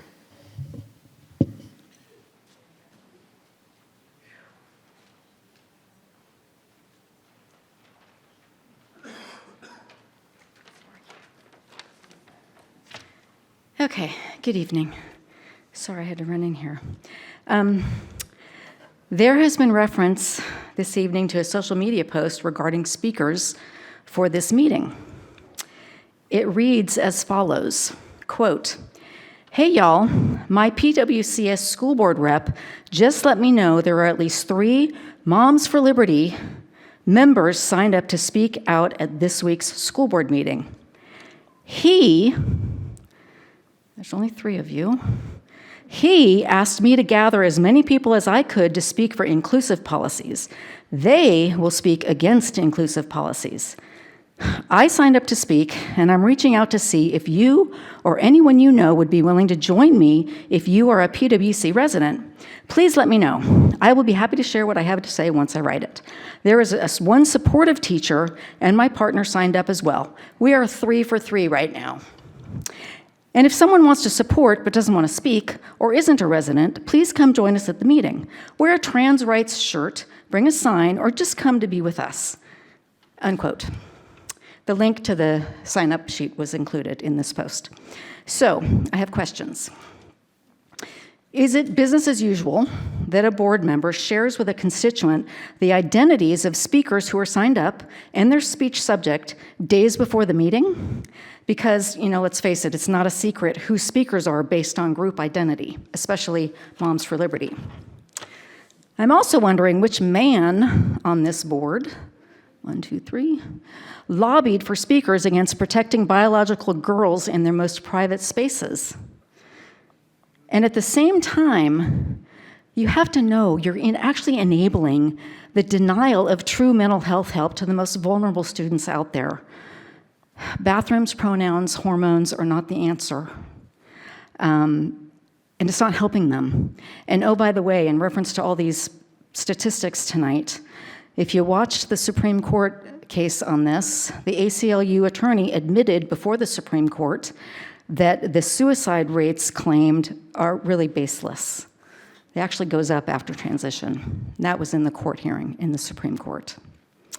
So I'm wondering which of you is lobbying against 80% of the Americans polled who are in favor of the protections that the executive order demands?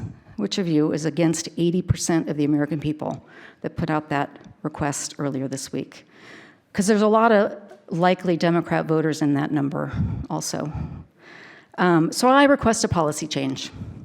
That the speaker list is shared with no one prior to its closing, or that it's made public once signups occur. Be transparent and forego the charade of manufactured interest in a subject and concocted speaker list. Lobby for attendance all you want, but make your speakers list available to no one or everyone. Stop. Thank you. William Cook.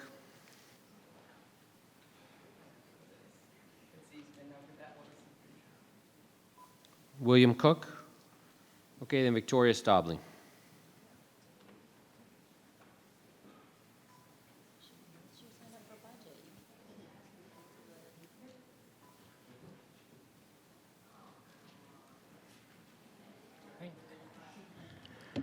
All right. Thank you for letting me speak in my proper place. And I also want to thank you for maintaining the policy that supports trans and non-binary children. I figured that at least once tonight you should hear from an actual transgender person. Such a policy was not a possibility when I was growing up in 1970s West Virginia. And I missed out on years and years of living as the real me. I was able to transition in the early 1990s, so don't believe those who tell you this is a new phenomenon. Remember, students who feel supported and validated are going to be more comfortable studying the basics that people have been talking about and not worrying about being bullied. This is a perilous time, not just for LGBTQ people. For example, a young trans man was just found tortured and killed in New York State, but for supportive institutions. I fear that no matter what, Prince William County school system will be investigated, sued, no matter what policies you have. So you might as well be sued for doing the right thing. Thank you.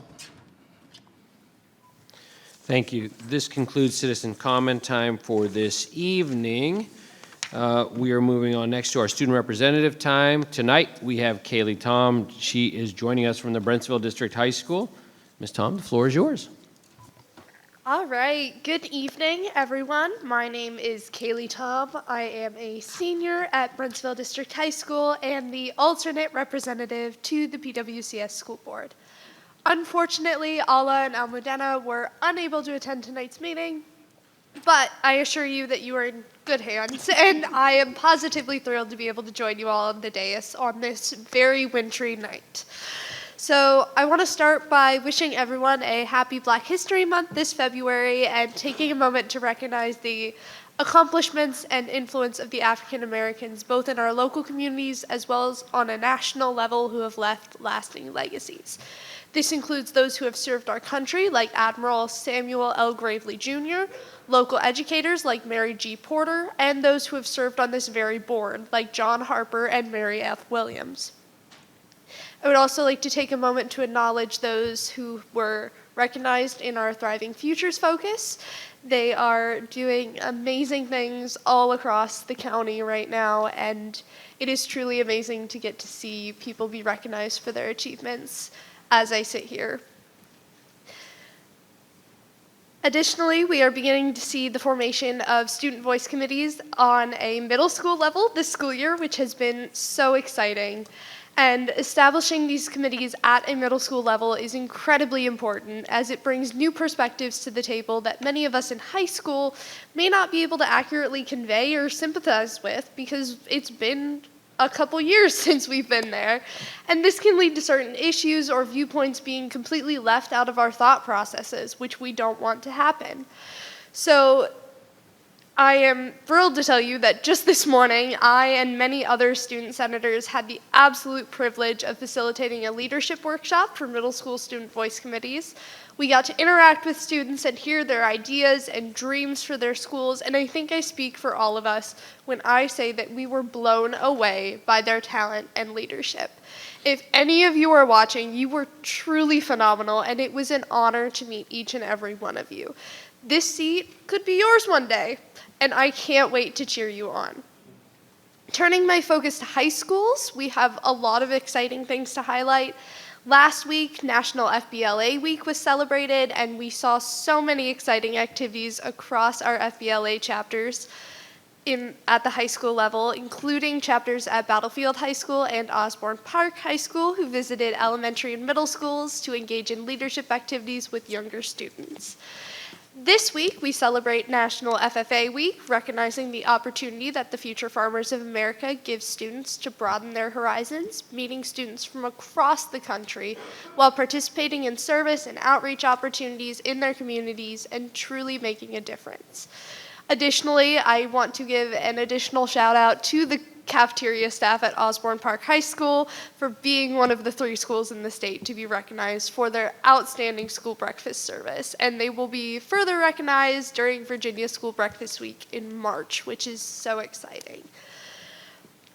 To turn topics slightly, we have had numerous students who have expressed the need to establish specific protocols for the new cell phone policy next year. This is especially true at the high school level, where many students have raised concerns surrounding protocol for outside contact with employers or childcare providers whose message may be time-sensitive or urgent. This concern is especially prevalent in larger high schools whose office staff should not be burdened with every call that may need to be made in the absence of student cell phones, and we may need to find additional points of contact for such situations in our larger schools. And we urge the board to consider this student feedback as they begin to formulate more specific policies and procedures within the larger new policy. I would also like to take a moment to appreciate the amazing work that our gifted and talented department does at all levels of school here in PWCS. As a gifted student myself, I've been able to see the work that your department has done firsthand, and I'm so grateful for all that the department does to support gifted and talented students throughout the division. And I can't wait to listen to your presentation later on. Thank you all so much for your time. Thank you, Ms. Tom. Up next, Dr. McDade, Superintendent's time. Dr. Thank you McDade. so much, Dr. Lateef. This is the last board meeting for the month of February, and as we close out February, I would be remiss not to honor and celebrate all of the school celebrations for Black History Month. Thank you for all the invitations. I'll be closing out the month visiting Freedom High School for their Black History Month celebration. So it's been a great month of celebrating the amazing accomplishments of African American history. Also, February is Career and Technical Education Month, and so I would like to spend my time talking about all of the things, amazing things that we're doing in career and technical education as a viable pathway for our students towards post-secondary success. It is a time for us to recognize the invaluable role that CTE plays in preparing our students for high-demand careers. Throughout the month, we celebrate several key programs that foster student leadership, skill development, and career readiness, like Skills USA Week, that was February 2nd to the 8th, Technology Student Association Week, February 3rd to the 7th, Virginia Educators Rising Week, February 3rd to the 7th, Future Business Leaders of America Week, February 9th to the 15th, Family, Careers, and Community Leaders of America, February 10th to the 14th, and Future Farmers of America Week, February 15th to the 22nd. These national celebrations highlight the hands-on learning experiences and industry partnerships that prepare our students for real-world careers. I'm excited to share an innovative partnership between Virginia Teachers for Tomorrow, PWCS Human Resources, and Northern Virginia Community College. This initiative creates a seamless pathway for students interested in a teaching career. Students successfully completing the two-year program will earn 14 to 17 of the 20 college credits required for the Teaching Professional Career Studies Certificate. And upon graduation, PWCS students can enroll at NOVA to complete the remaining 3 to 6 credits, making them immediately employable in education-related roles. The CSC serves as the first 20 credits of the 60-credit education AS degree, which students can complete in as little as 3 additional semesters. This program is aligned with Transfer Virginia, allowing students to seamlessly continue their education at a 4-year university for full teacher licensure. Additionally, students who complete their associate's degree with a GPA of 2.5 or higher are eligible for the PWCS VCU Richmond Teacher Residency Program, a game changer in teacher preparation. Through this program, students receive a full salary and benefits, plus a bachelor's degree at no cost. This is a major step in strengthening our teacher pipeline and ensuring we continue to grow our future educators. I also wish to share some notable milestones our CTE department has delivered in the past few months. On November 19, 2024, we hosted our first PWCS Sports Medicine Symposium, a collaborative effort between CTE and student athletics and activities. Nearly 200 students from our 3 sports medicine programs attended.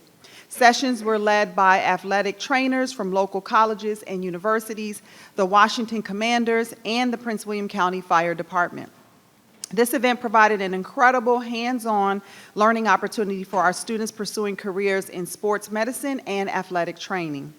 Mr. Mike Carter is our plumbing teacher at Garfield High School. He was honored as the State and National Plumbing, Heating, Cooling Contractors Teacher of the Year, making history as the first secondary teacher ever to receive this prestigious award in its 100-year history. We are proud to have received an Advancing Computer Science Education grant totaling $75,000 to support several important initiatives: summer discovery camps, teacher training in Code High School, IT summer internships, Mason Gaming and Technology Academy classes for middle school students. These programs provide students with cutting-edge opportunities in computer science, technology, and innovation. Last, but certainly not least, our schools continue to shine on a national stage. Each year, Virginia selects only 5 CTE students to move forward as U.S. Presidential Scholar candidates. One of those students is from Prince William County Public Schools. Congratulations to Ezekiel Miller from Hilton High School. These initiatives and achievements exemplify how our career and technical education programs are paving the way for our students to thrive in their future career, and there is no question that all PWCS students are multi-talented. By offering hands-on learning experiences, industry-recognized certifications, and unparalleled opportunities, we are preparing our students for jobs and for lifelong success and achievement. We are incredibly proud of the hard work and dedication our students and teachers demonstrate every day, and their accomplishments are a testament to the bright future of Prince William County Public Schools. We're so excited to have this diverse offering of educational programming for the most diverse county in Virginia. I invite Associate Superintendent for Teaching and Learning, Dr. Stephanie Sullivan, to present on gifted programs.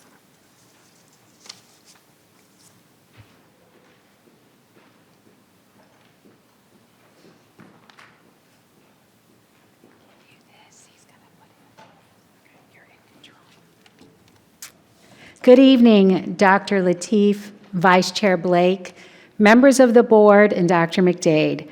Thank you for the opportunity to provide updates on key initiatives for gifted education and student talent development. We thank you for your continued support for the specialized programs essential for the growth of our students. Presenting tonight is Program Supervisor Brenda Bailey. She has been an educator in Prince William County Schools for over 30 years. Throughout her career, she has served as a 6th grade teacher, a K-8 gifted resource teacher, gifted specialist, and gifted administrative coordinator. But even more exciting is Miss Bailey is a proud graduate of Prince William County Schools. She attended Marumsco Hills Elementary School, Ripon Middle School, and Woodbridge Senior High School. She holds a BA in elementary education, a master's degree in educational leadership, with additional doctoral level coursework in gifted education. Ms. Bailey has presented at the local, state, and national levels on best practices in gifted education. She is an officer in the Northern Virginia Council for Gifted and Talented Education and a member of the Virginia Consortium of Gifted Education Administrators and the National Association of Gifted Children. We are so fortunate to have her leading this critical work in Prince William County.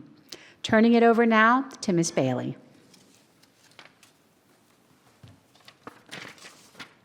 Thank you. Good evening, Chairman Lateef, members of the board, and Dr. McDade. It's my pleasure to share updates about the Gifted Education and Talent Development Program with you tonight. We have many successes to be proud of, as well as opportunities to grow and improve as a program. I'd like to begin with an overview of the state regulations and guiding documents that inform our work. The regulations governing educational services for gifted students provide the framework for school divisions in Virginia to develop a comprehensive 5-year local plan to meet the needs of gifted learners.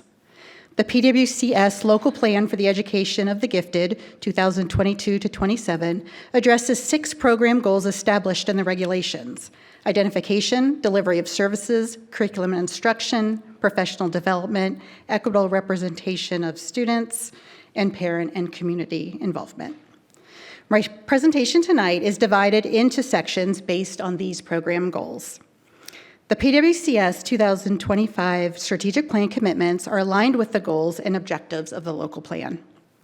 Finally, each year, the Gifted Education Advisory Committee reviews the local plan and its implementation. They report their findings and recommendations to the superintendent and to the school board. Some of the data I will share tonight was included in your last report. Identification and equitable representation of students are 2 separate goals in the local plan, but they go hand in hand, so I will address them together. To understand the gifted identification process, it's important to know how the state of Virginia and PWCS define gifted students. I would like to draw your attention to 2 parts of the definition in bold. Gifted students are students in kindergarten through 12th grade who demonstrate high levels of accomplishment or who show the potential for high levels of accomplishment when compared to others of the same age, experience, or environment. Last year, we added talent development to our program name, Gifted Education and Talent Development. to emphasize that we not only identify and serve students in the gifted program who are achieving at high levels, but we also seek to nurture and develop potential and emergent talent. This slide shows a snapshot of gifted program enrollment. At the start of the school year, 15,158 students were identified for and receiving gifted services, roughly 17% of the student population in PWCS. As we continue to improve and refine our identification practices, our program only grows. Over the last 5 years, we've increased the overall number of participating students by 14%. Next, you'll see the different identification or strength areas. In PWCS, we identify in general intellectual aptitude and in specific academic areas. We also identify for visual and performing arts. Our early talent development program recognizes our youngest learners in grades kindergarten through 2 who show the potential for gifted identification by 3rd grade. 24.1% of identified gifted learners are economically disadvantaged, 11.6% are English learners, and 3.6% of our students are twice exceptional, meaning they are identified as needing both gifted and special education services. Finally, the race ethnicity profile is shown on the pie chart. 22% of identified students are Hispanic, 16% are Black, 15% are Asian, 8% are 2 or more races, 39% are white, and less than 1% are American Indian, Alaska Native, and Native Hawaiian, other Pacific Islander. For context, the race ethnicity profile of our overall school division is on the right. In the 2025 strategic plan, we were charged with increasing the participation of underrepresented groups in gifted education by 10%. Due to improvements in our identification process, we've met and surpassed that goal. Dr. McDade shared this slide with you at her October State of Schools address. We're extremely proud of this data because it reflects the hard work of our 127 elementary, middle, and high school gifted resource teacher who lead identification efforts in their schools. While we celebrate the progress we've made to grow the program, we know that there's more work to be done. Equity is a core value in PWCS, and we strive to provide equitable opportunities and support for all students. Equitable representation is a goal established by the state of Virginia, as well as our National Organization for Gifted Children, NAGC. Equitable representation is when the demographic composition of the gifted program reflects the demographic composition of the overall student population. Underrepresentation of diverse student populations in gifted programs and in advanced classes has been an ongoing concern at the local, state, and national levels. In PWCS, removing barriers to identification and access for underrepresented student groups is a strategic priority. We've implemented many research-based strategies to improve our identification practices for all student groups. The following 5 slides illustrate progress we've made over the last 5 years. In this series of graphs, the orange line represents the percentage of students in the gifted program from a specific group. The blue line represents the percentage of that group in the overall student population. We'll begin by looking at Black students in the gifted program. In 2019 to 2020, there was a 6.1 percentage point gap between Black students in the gifted program and Black students in the division. As you can see, after 5 years, we've narrowed the gap to 2.8 percentage points. Next, let's look at Hispanic students. While division enrollment of Hispanic students continues to increase, so does enrollment of Hispanic students in the gifted program. In 5 years, we've reduced the gap from 16 percentage points to 14.8 percentage points. Students with disabilities is an opportunity for growth. Even though we've increased the percentage of students with disabilities in the gifted program every year, division enrollment has increased at a faster rate. In 2019 to 2020, the gap between the two groups was 9.5 percentage points, and it's currently 10.1 percentage points. We're very excited about our work with English learners. For the first 3 years in this graph, the data indicates little to no progress in closing the gap. In fact, you can see us losing ground. But during the 2022 to 23 school year, we turned a corner. New screening tools were introduced, including a language growth percentile that was developed in collaboration with Dr. Paul Parker in the Research, Assessment, and Data Services Department. This new measure captures rapid acquisition of language, widely considered to be a sign of giftedness, and brings more L's into our gifted screening pool. Based on growth during the last 2 years, we've narrowed the gap from 18.1 percentage points to 17.5 percentage points, and we continue to move in the right direction. Finally, let's look at economically disadvantaged data.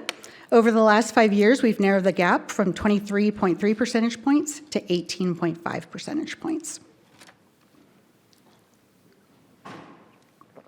Our progress is a result of purposeful action and continuous improvement.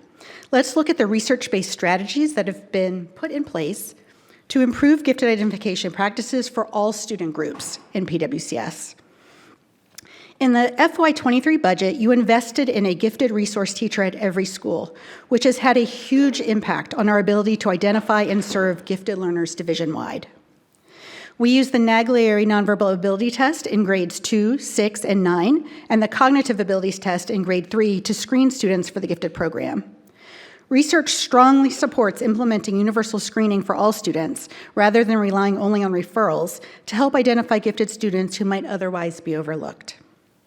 In addition to universal testing, we have ongoing identification at all grade levels and welcome referrals from parents, professionals, and students at any time during the school year.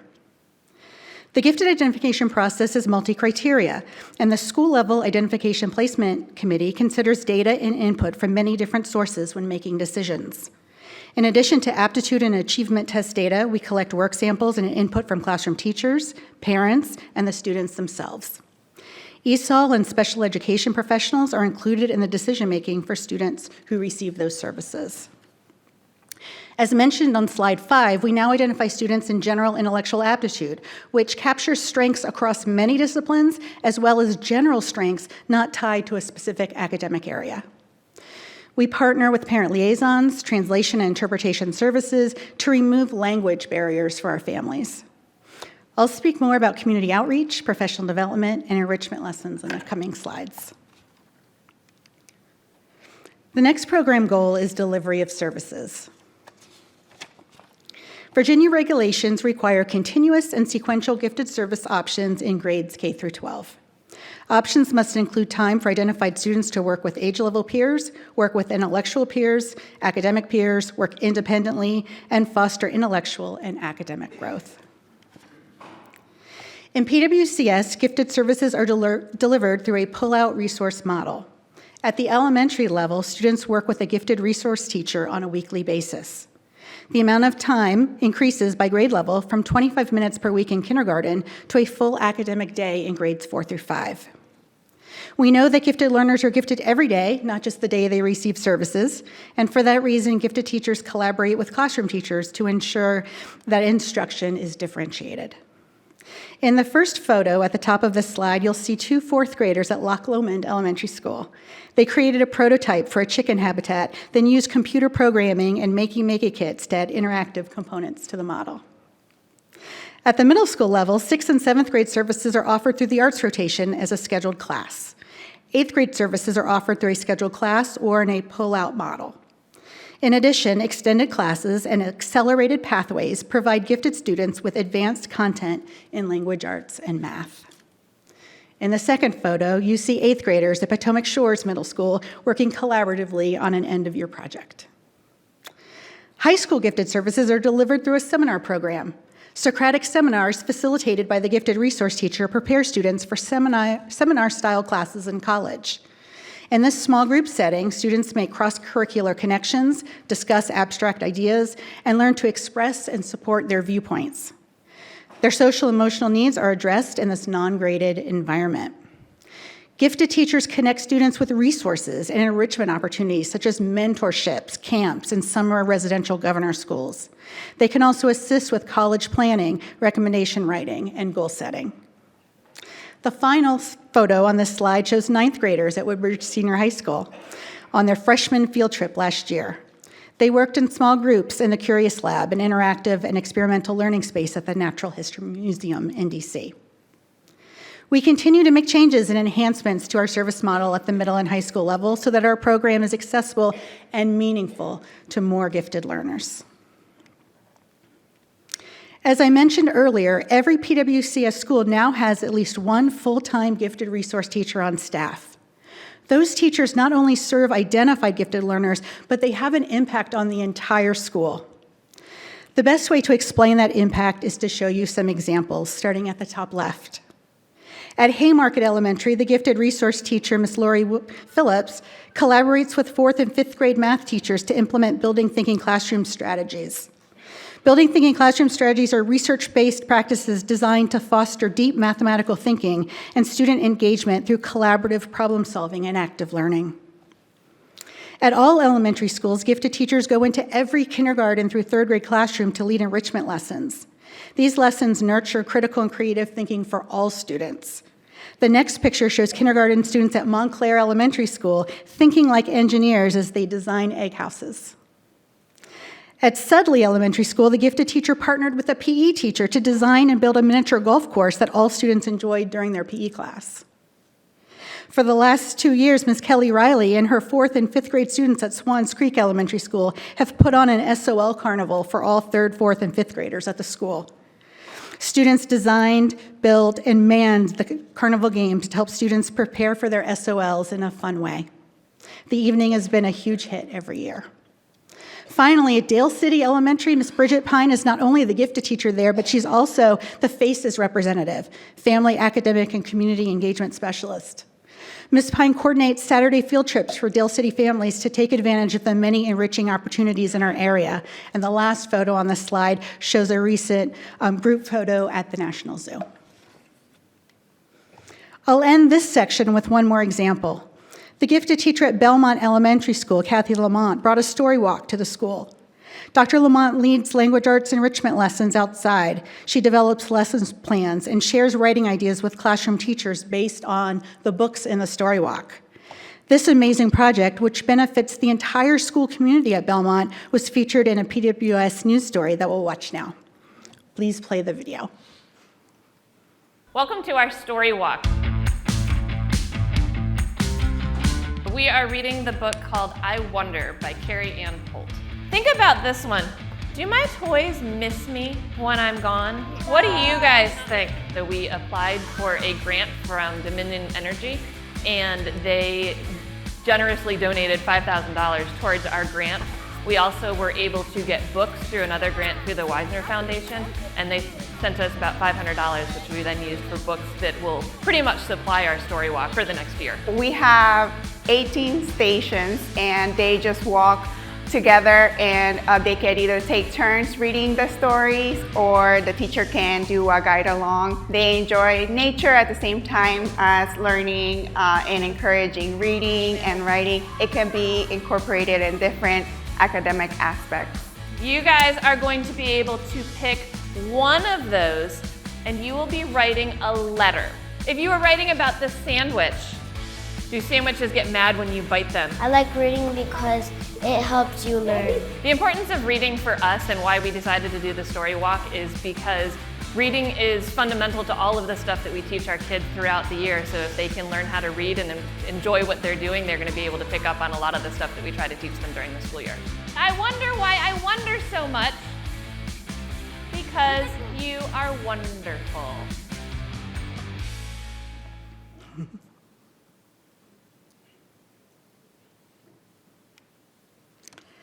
Let's look at curriculum and instruction next.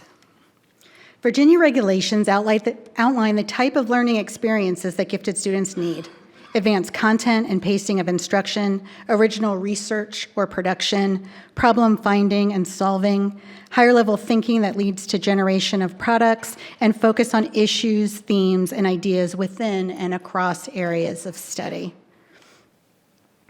Our program focuses on the development of advanced skills in critical thinking, creative thinking, collaboration, communication, and conceptual thinking, using curriculum designed specifically for gifted learners. One of our overarching goals is to grow independent thinkers and learners, informed and supportive collaborators, and exceptional leaders. With that in mind, let's take a look at a few more gifted learners in action. For 4th and 5th grade gifted students at Occoquan Elementary School, a unit about space was brought to life at the Udvar Hazy Center. At Gainesville Middle School, gifted learners presented innovative solutions to problems as a part of their think tank unit. And at Battlefield High School, gifted learners explored solar energy as an introduction to their sustainability seminar.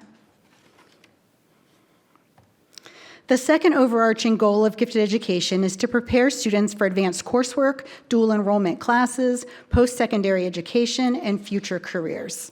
This graph illustrates some of the annual data we collect to measure progress. In 23 to 24, 84% of identified gifted students graduated with an advanced or IB diploma. 82% of identified gifted students earned a qualifying score on an AP test. At Unity, Reed, and Garfield, 78% of identified gifted students in the IB program scored a qualifying score of 4 or above on the IB exam. At Brentsville and Potomac High School, 72% of identified gifted students in the Cambridge program scored a qualifying score of E or above on an ACE exam. Now let's look at professional development. Virginia regulations mandate that gifted learners are taught by professional instructional personnel trained to work with gifted students. In PWCS, gifted resource teachers earned the Virginia add-on endorsement to their certification within 3 years of their date of hire. Core content teachers complete an 18-hour gifted accreditation requirement. They receive instruction in gifted competencies established by the state, including characteristics and needs of gifted learners, differentiation strategies, and identifying gifted students from underserved populations. To make learning meaningful, accessible, and convenient for classroom teachers, we offer professional development in a variety of formats. The last program goal established in our local plan is family and community involvement. There are many opportunities for families to learn more about the gifted education program in PWCS. We have a gifted education advisory committee composed of parents appointed by the school board, community members, teachers, gifted staff members, and administrators. The group meets 7 times per year to review the local plan and determine the extent to which it was implemented, and all meetings are open to the public. We participate in many division-wide outreach events, such as Title I Family Camps and the Family Engagement Series, to empower our parents with information about gifted services and how to navigate the identification process. We host information sessions, family nights, and multi-school game nights. In recent weeks, hundreds of families attended multi-school events at Swans Creek Elementary, Sudley Elementary, and Jenkins Elementary. Communications actually just released a video that I saw playing this evening before the school board meeting started.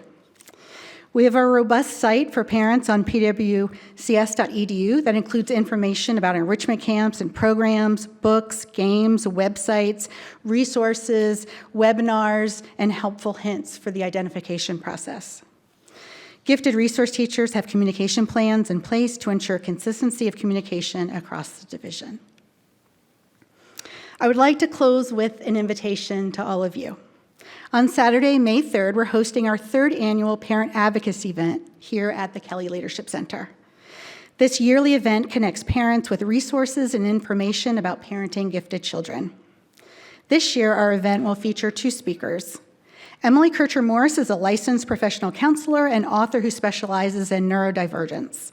In addition to her clinical work, Ms. Kircher-Morris is the host of the popular Neurodiversity podcast, where she explores a wide range of topics relating to neurodivergence, often interviewing leading experts, educators, and individuals with lived experience. Our second speaker, Dr. Herman Diaz, is a professor and teacher of gifted learners in Milwaukee Public Schools. His research focuses on gifted education, especially on the underrepresentation of Latino students in gifted programs, twice exceptional learners, and gifted services in diverse student populations. Dr. Diaz will be presenting his session in both English and in Spanish. Many more details will be shared this spring. That concludes my presentation. Thank you for the opportunity to share the work of gifted education and talent development. Have any questions from the board? Ms. Williams. Thank you. Let me first thank all of you in gifted education who work with it hands-on every day. I appreciate the presentation tonight.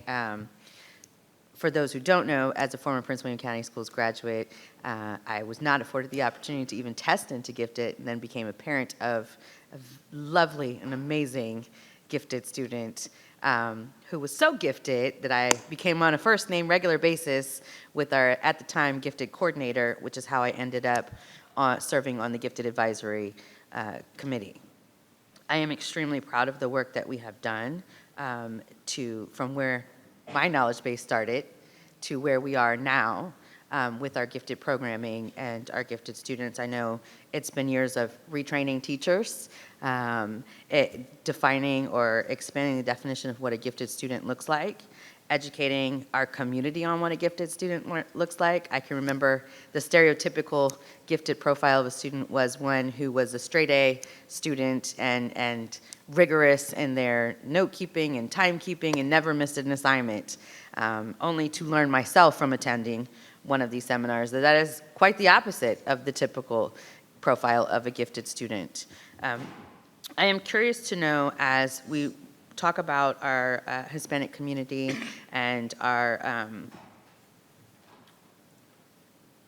students with disabilities, right? Because these are the two populations that tend to be growing, and we've narrowed the gap, but it still has a ways to go. Could you speak to a little bit about what are some specifics that we are utilizing to capture more of those groups division-wide? So we're working really closely with both the special education department and our colleagues in the English Learner program. We are bringing in speakers, as I mentioned, Dr. Diaz, reaching out to the Hispanic Latino community, making sure they're aware of our program and how to access services for their children. A lot of the work we do is in changing perceptions of giftedness in our teachers. So we do a lot of professional development and book studies, and oftentimes it's really just about how gifted characteristics manifest themselves differently in culturally and linguistically diverse populations with students with disabilities. It's about changing mindsets with our teaching staff and making sure parents are aware of what the look-fors are at home. So we're constantly doing professional development, bringing in speakers. We have always SPED and colleagues from ESOL at the table when decisions are being made about gifted identification, so they can be advocates and sort of the experts in the room about characteristics and things to look for. So we try to have a team approach and a strength-based approach, especially with special ed, because special education students oftentimes were very concerned with their deficiencies, what isn't working, what weaknesses they have, but we look at special education through a strength-based lens, and we're always trying to pick out what strengths and aptitudes are coming out in the classroom that we can recognize and nurture. Thank you, I appreciate that.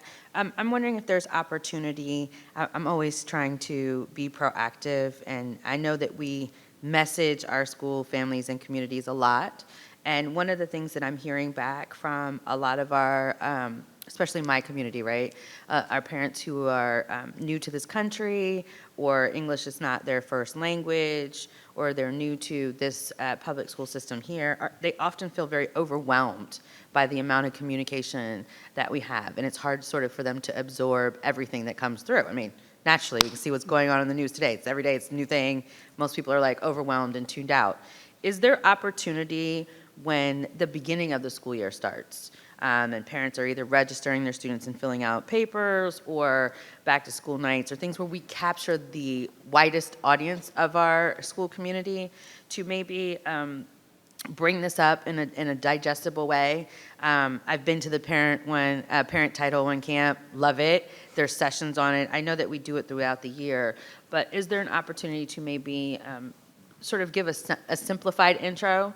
Because what I've noticed is they also don't feel, a lot of these families, that these programs are for them because of a lack of understanding that it doesn't matter if your English is your first language or you just got here. There are lots of things that are applicable to you.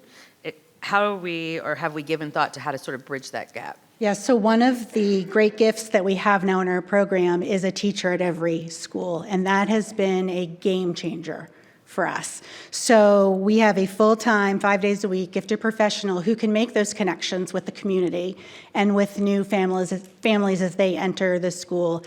We have a much tighter relationship now between the gifted teacher and the school staff and with the school community because they are present and there. So we are making a lot of efforts to reach out through school status, through different parent information sessions that we have at the school, but also division-wide. So there's always more work to be done, so I appreciate that you brought that up, but just know that we have that in the forefront of our mind, and a lot of the work we're doing is to reach out to those families. Thank you. I'm going to wrap up with, go ahead, I'm sorry. Yeah, I just wanted to add that one of the things that we just briefly mentioned is with the capacity of those teachers now, they're actually pushing into general education classrooms where all students are getting exposed and access to. I had an opportunity to attend a training this summer with Ms. Bailey and general education teachers getting information on how to make those early identifications in our non-traditionally identified students. And we also know that the classroom teacher is the most trusted person for parents. And so we really think it's important to continue to focus on the classroom teacher, the school staff, and having those communications and outreach. Data has been real strong on parents trusting the people closest to the work. And so we're just going to continue to try to advocate in that space as well. Thank you, I appreciate that. I'm going to, two more things and then I'll be done because everybody else wants to comment. One, is it possible to provide, and I don't know if we do because I haven't been there lately, what gifted education is at the Global Welcome Center when students come in, so that parents get an early start in understanding what that education is and how it may or may not apply to them? And two, that's a yes. Okay, awesome.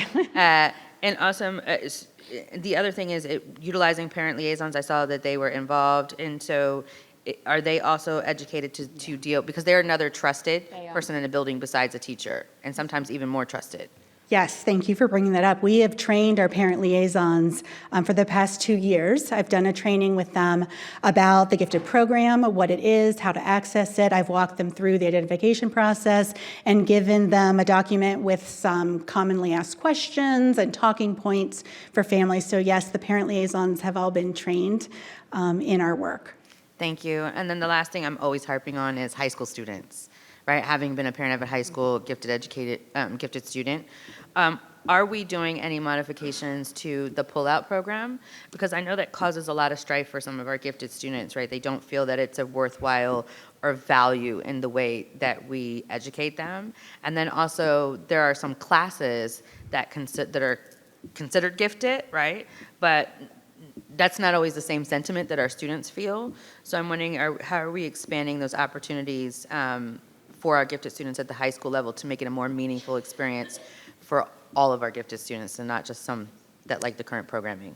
Yes, so last year the Gifted Advisory Committee conducted a year-long study. We had a subcommittee focused on high school services, looking at what's working, what's not working, and having a wider range of services. So we are in the process now of improving and adding additional options. The pull-out model does work for some students. We're also looking at more pushing in to the classrooms. So the gifted teacher would go into the academic course and conduct a seminar as a part of that day's learning in the class. So we're looking at a lot of different options and ways to make sure that all of our high school learners have something that is a good fit for them. So it's ongoing work, but it is something that we are actively engaged in.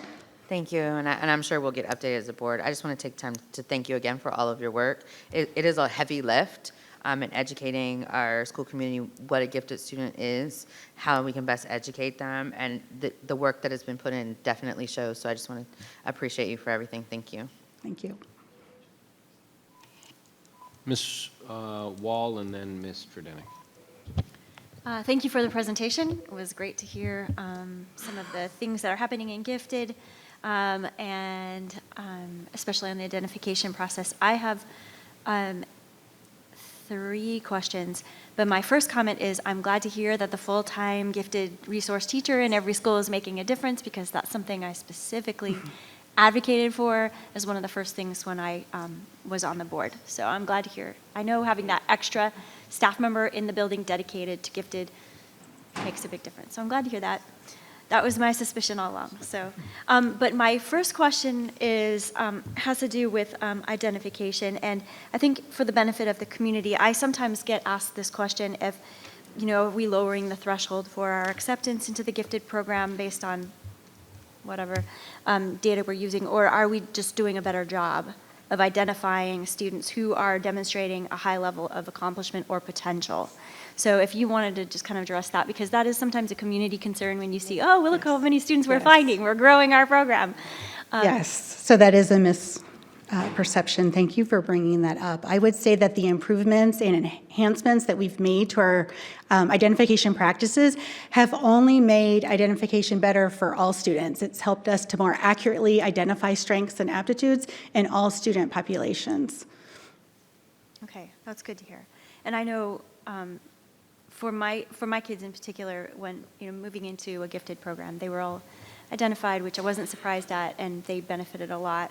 My second question has to do with funding. Is it still the case that the number of gifted students in a school, a higher number of gifted students in school, higher number of funding, does money still follow the student? Or because I've heard some things, and I actually don't know the answer to this, if we are giving kind of a lump sum of money to schools, and so if you have a lot of kids and not as much money, right, because proportionality is going to be different, because I remember that it was you get a certain number of money per student in the school, and then there was a multiplier for every student that was a gifted identified student, or like a SPED identified student, student with disabilities, English language learner. Can you speak to if that's the same, or have we changed it in recent years? Yes, we've changed it at the elementary level. So now every elementary school has a fixed position, so that every school can have their own gifted teacher. And then there's a funding calculation to determine if that elementary school has a large enough gifted population to warrant additional staffing. So currently we have 6 elementary schools that actually have 1.5 gifted resource teachers, and the rest all have 1 full teacher. And then at the middle and high school level, that has not changed. That's still funded on a per pupil allocation based on the enrollment of identified gifted learners on September 30. Okay, so the enrollment of September 30th. So if you do find additional children through the year, then you have to wait until the next budget cycle to fund the additional children that were identified. Okay, all right. And then my third question is, can you speak to how, kind of not on the identification end, but on the evaluation of our program end, how we evaluate the effectiveness of our gifted program? I know we had like the AP, the IB scores, et cetera, but I know there's got to be more metrics than that. Yes, there are many more metrics than that, and the Gifted Education Advisory Committee gathers all of the data, both quantitative and qualitative data. As you remember, they go out into schools, they do observations, they do interviews, so they hear from administrators and gifted teachers and the students themselves. They also hear from our student panel. Every year, we have a high school senior who's participated in the gifted program, 1 from every high school. They come and speak to our advisory committee, which is also open to the public, and share their experiences. So we have that qualitative piece, but then we also gather all kinds of data related to achievement, test scores. We look at identification and referral rates, and all kinds of data that's compiled annually into the report that you receive every October. So that's really the mission of the advisory committee. They are charged by the state to ensure that the local plan is being adhered to each year, and to collect all of the data on the effectiveness of the program and report it out. And then thank you for that. Do we follow up with our students once they leave Prince William County? And I don't know if we do this. I know we were trying to follow up with our graduates and see kind of where they went and how they did.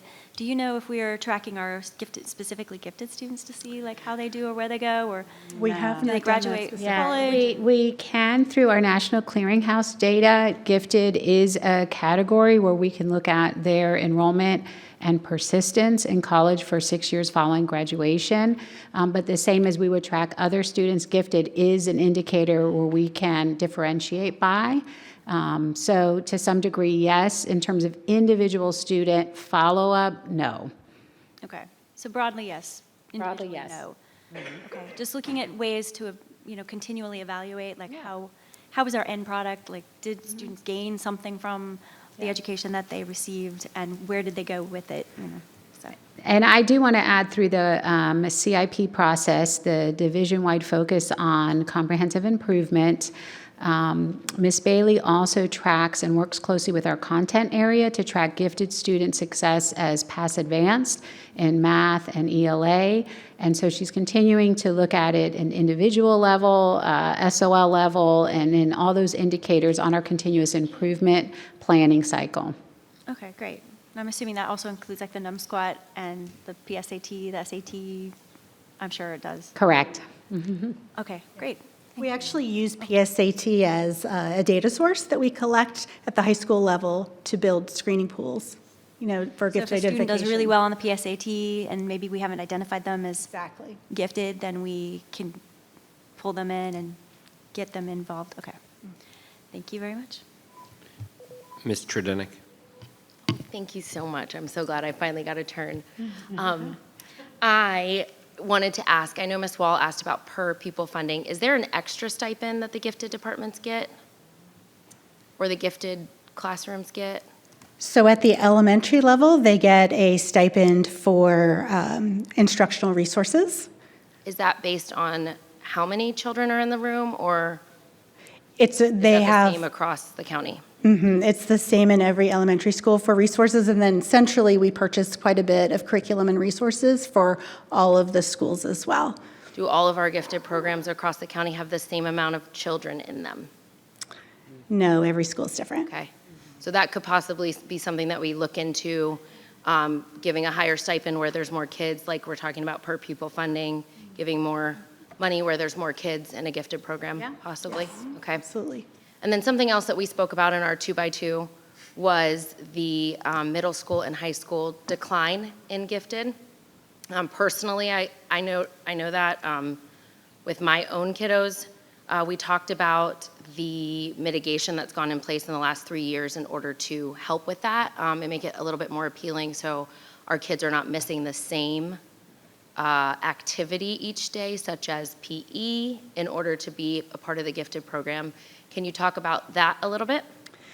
Yeah, so similar to the high school subcommittee, we are always looking at how we provide services and try to have options for students so that it meets their needs and fits within their schedule and is meaningful and relevant to them. So we are constantly reviewing and revising and looking at our delivery of services model. At the middle school level, we spoke earlier about the model changing to a scheduled class in their arts rotation, so they're not missing any academic time to come to gifted services, and that's been successful. In 8th grade, scheduling is a little more complicated, so we do have a hybrid.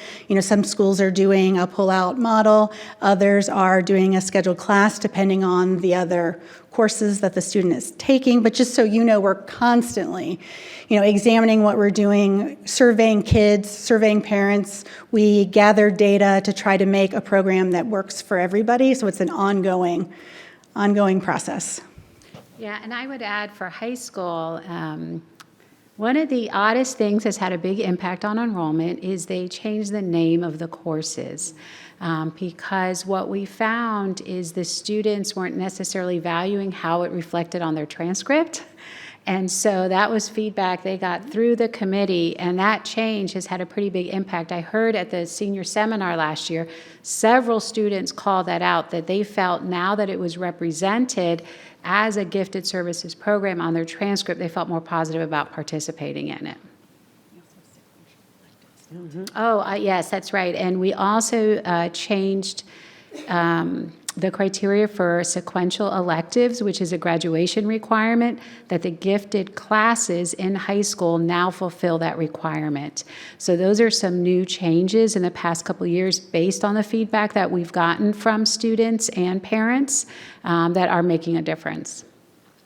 Awesome. And I know you mentioned our high school seniors.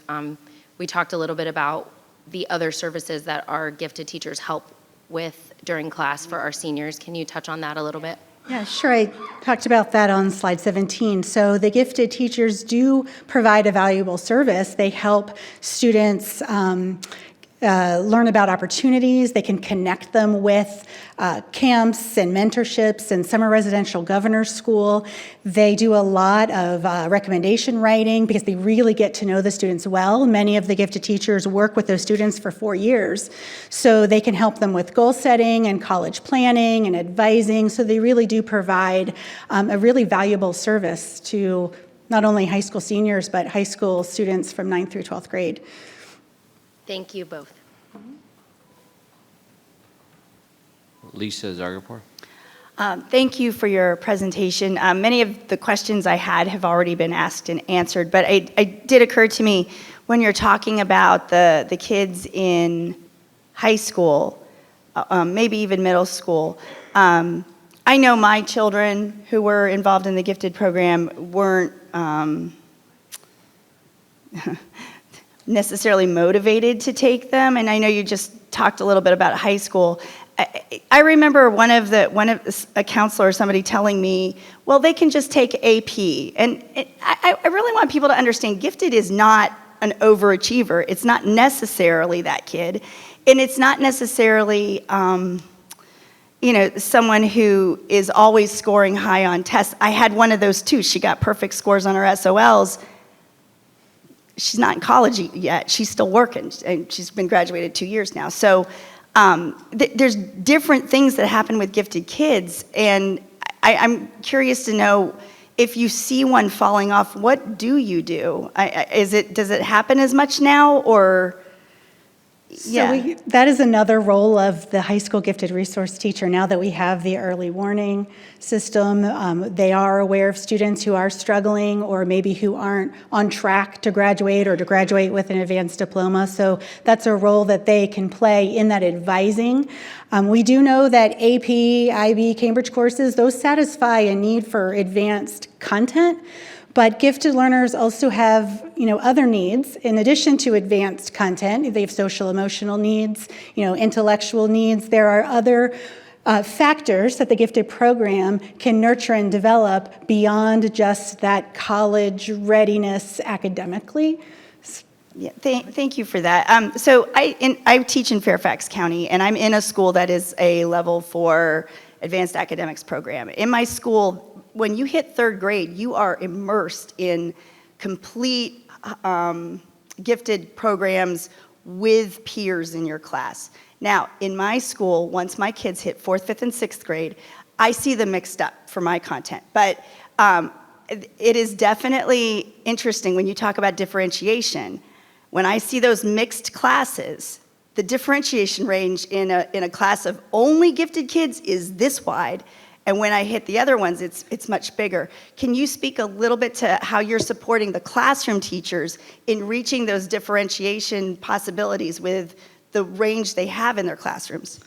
Yes, so the gifted resource teachers, and again, having one in every building makes all the difference, but they have built into their calendar bridge weeks, that's what we call them, and that's an opportunity for them to work directly with classroom teachers on differentiation strategies and techniques. They can model lessons, they can co-teach, they can assist in the classroom.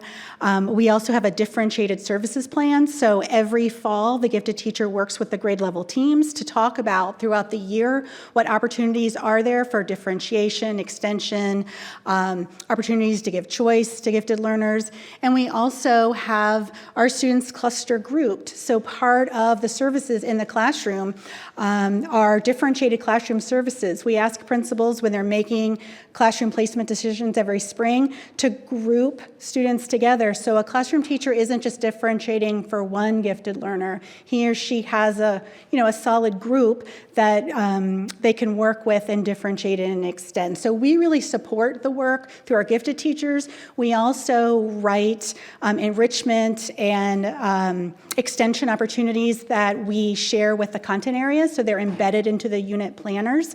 Particularly in math, we have math extensions for every unit in grades 3 through 5. We're working on bringing it down into 2nd. So a classroom teacher always can see what are some options and opportunities, not just for gifted learners, seminars. But for any student in a particular unit of study, any student who demonstrates the need for something more and beyond, the grade level standard, if they need to be pushed and stretched further, there are options that are embedded in the unit planner. Thank you for saying that. I think there's probably parents out there with kids who are like, yeah, but my kid really likes math, but thank you so much. I appreciate everything you guys have been doing. That's it. Thank you. Ms. Wall. I had one additional follow-up from the discussion about gifted classes in the high school level. Are the gifted courses, and forgive me, you said you changed the name so that kids like them better, or anyway, yeah. What did you change them to? And then are they rated as a 5.0 class?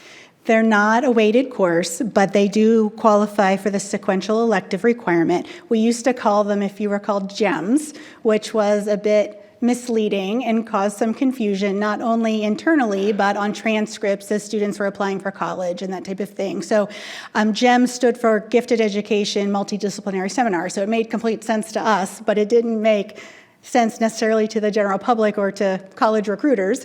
So what we've changed the name to is Gifted Education Seminars, and we have 2 classes. We have Power and Progress, and we have a philosophy class, and so those 2 electives together satisfy the sequential elective requirement.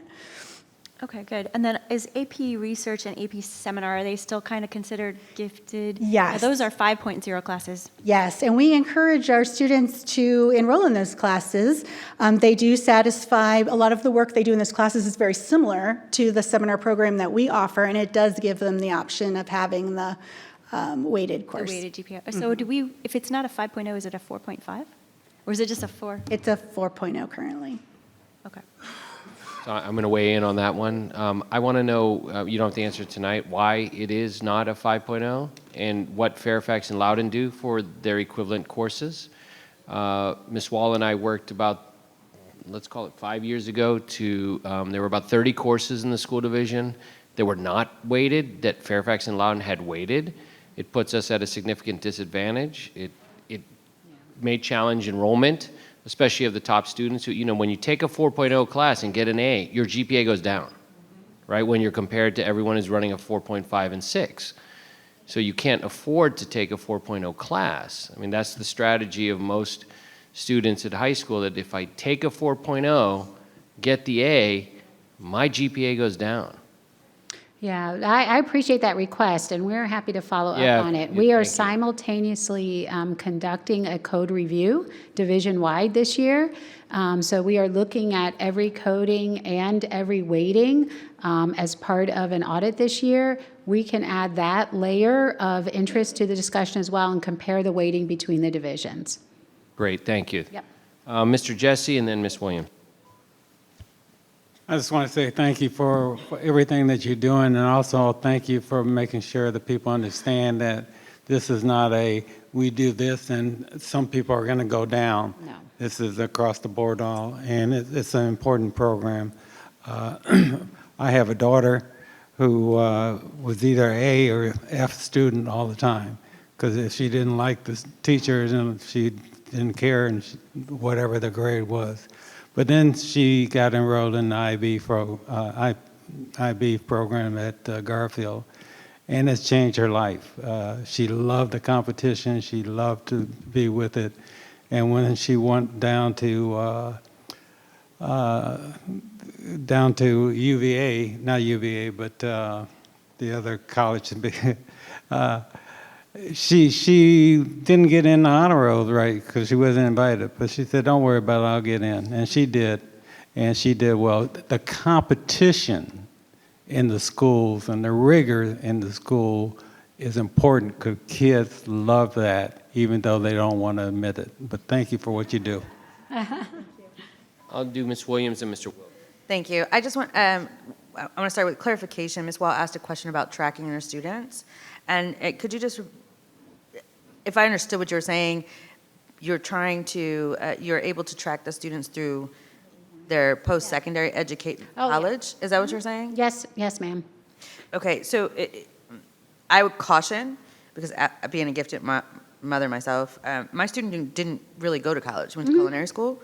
We have students in alternative programs, and there's a lot of gifted students that don't go to college at all. And then also to the point of what has been brought up, it's the meat and potatoes of the class.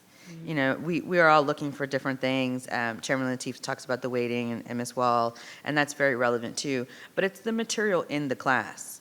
You know, the experience that my son had, we waited all the way until his senior year to get into a seminar class that nearly identically modeled his world history class and still not provided opportunity for voice. Now that was in 2019, so I know we've come a long way. I just use that as an example because that's often the thing that turns the gifted kids off. They have to wait so long to be able to get in a class to use their voice because a lot of those classes are discussion based as well as the academic side, writing and things like that.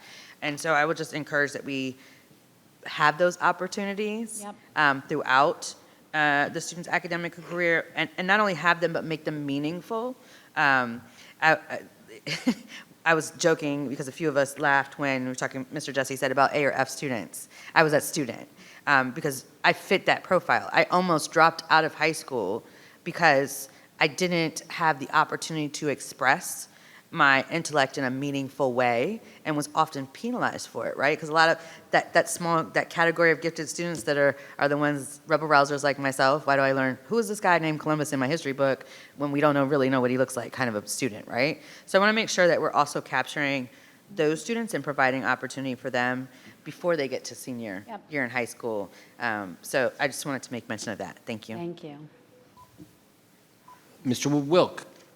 Well, I figure I might as well jump in, and I'm happy I asked my questions ahead of time because we'd be here till midnight tonight. I do want to thank you both for what you do and for the engagement and the expansion of the gifted programs. I've seen it firsthand as personal as a parent. I've seen it at all my schools as I go in, and you guys know I'm there a lot. I've gone to variations of gifted nights and the unique themes that they do at the schools. So essentially, thank you for being here tonight and answering my questions earlier. And the presentation was very insightful. Thank you. Mr. Blake. Yeah, I just wanted to say thank you as well. Thanks for all the hard work you're doing. I just saw you, Miss Bailey, last week at Jenkins. So you guys are really doing good work, and I just want to thank you for the intentionality of trying to the progress towards the equitable representation of the underserved communities. I really appreciate it. Thank you. Keep up the good work. Thank you. Thank you. Thank you, Ms. Bailey. Dr. Sullivan, appreciate it. Thank you very much. Excellent presentation. Okay. That leads us into gift board matters. Last week we started with Ms. Zargapur. This week we'll start with Mr. Wilk. Thank you, Mr. Chairman. Just to reiterate, since this was a hot topic tonight, my position has not changed in 2 years. I believe in following the federal court ruling, which was established by Grimm with the Fourth Circuit, and until somehow a court rules that the executive order usurps a federal ruling, or if the Supreme Court decides to take it up again, that's what I'll abide by when it comes to that. I will also maintain and continue, despite ideology, following, I believe we're going to do it, stay in compliance with the VSHL, and offer our students, again, the opportunity to compete in regionals in states which they otherwise would lose, the opportunity to be exposed to the recruiters at college levels and earn millions of dollars of scholarships. So those are my two positions on that. I do want to thank some people for coming tonight. Jen Donnelly, thank you for bringing up and being an advocate for Covington Harper. I know we sit on the Safe Schools together, and that was something that we brought up. I think I have 2 other board members who are going to support me putting Covington Harper up on the agenda for information. Want to thank Ms. Kern. I think she's gone, but she's a regular, or she used to be, but she is a great advocate. Her daughter's now an advocate for the grandson she mentioned. Lily Jesse's gone, but of course, your wife. Thank her so much for the work she does with the speech oratorical contest. Recognizing the cross-country team, the coach, Andy McCarthy, is a Potomac resident. Him and his wife are both teachers, so I want to thank him and congratulations. That's quite an accomplishment. Ms. Weston, thank you for coming out tonight and being a part of this. Highlighting a couple events that I did go to. I do we have some great programs in this county, ones as partners, not necessarily always run through our school. Future Kings is one of those programs that I was able to go and see their STEM carnival. I told my wife I was there and I needed to be there to support it, but I ended up playing Mario Kart for an hour, so it was a great opportunity to engage. Potomac, beat Garfield, of course they did, they always do. In basketball, the boys basketball team. It is a tough thing to say that last night, my two schools are the best two schools in the Cardinal District for men's basketball, and one of them won. And so last night, Forest Park, congratulations on being the Cardinal District champions. Both Potomac and Forest Park will go on to regionals this week and continue competing. So congratulations. And the girls Potomac team won districts in the Cardinal for the girls sports. Lastly, I know Patty had a great glow night, which was an embedded form of their STEM with a nice theme that they had. Let's see, there was an awesome Valentine's Day dance put on by the PTO at Mary Williams Elementary School. They're killing it over there, the PTO. It's always great to see the engagement and the parents and what they're doing at these schools for their students. So again, thank you for everyone coming out tonight. I'm done. Mr. Denick. I'm going to take some notes from Mr. Funderburg and start out with some positives. Congrats to Patriot boys, Brentsville girls, and Gainesville girls. I didn't catch Gainesville girls this week, but I did last week. I'm very, very excited to watch you guys keep going. The level of play on that basketball court is something to see. So if you have not gotten out to see one of those games, I suggest that you do. The Brentsville girls especially are quite an inspiration with their attitudes on and off the court, and they are stellar in the classroom as well. I'd like to congratulate again the Brentsville FFA for receiving the National Chapter 3-Star Award, which is one of the organization's most prestigious honors. The FFA was recently honored by the House of Delegates, so thank you, Delegate Lovejoy, for bringing them to the floor and recognizing our amazing students and their teacher, Mrs. Beard. I know she just won some awards as well, so I just think that program is just doing amazing things. And now on to the meat and potatoes, as the other board members like to say. We heard a lot from our constituents today. The boardroom has not been this full in a while. So I'd like to talk a little bit about some of the executive orders that have come out regarding K-12 education.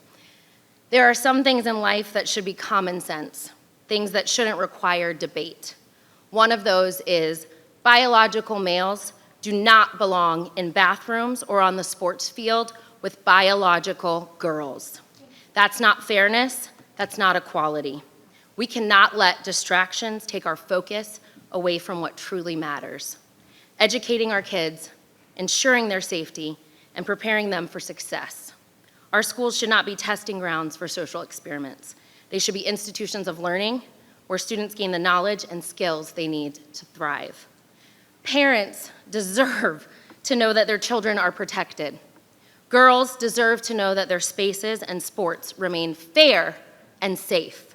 And every student deserves an education system that prioritizes academics, not political agendas. It's time to stand up for truth. It's time to stand up for fairness. And most of all, it's time to stand up for our kids. Let's get back to the basics, keeping our schools safe, strong, and focused on education. We should continue to align with the VHSL and follow our president's executive order. I also think we need to make sure that the rules that we adhere to when it comes to speakers in this boardroom are consistent and clear. Thank you. Mr. Jesse. Hopefully you're putting up a chart that I wanted to have put up. Thank you. The MLK competition started 40 years ago, and the oratorical 35 years ago. My wife had that. There is a wonderful 18-minute video that I would like for you to look at, and the QR code there, you take a picture of it and go there and see the 18. It tells you about the program, but more importantly, it shows you the impact of the doctors and the people who became they were going to probably be successful anyhow, but this added to their success. So I would encourage you to look at that and take a picture of it, if you will. To my colleague to my left here, you know, there's a difference between having different opinions and the truth. The truth is what you believe the truth to be. And I'll tell you right now, you know, just because you believe it doesn't mean that it's wrong or it's right. So, you know, let's get this straight.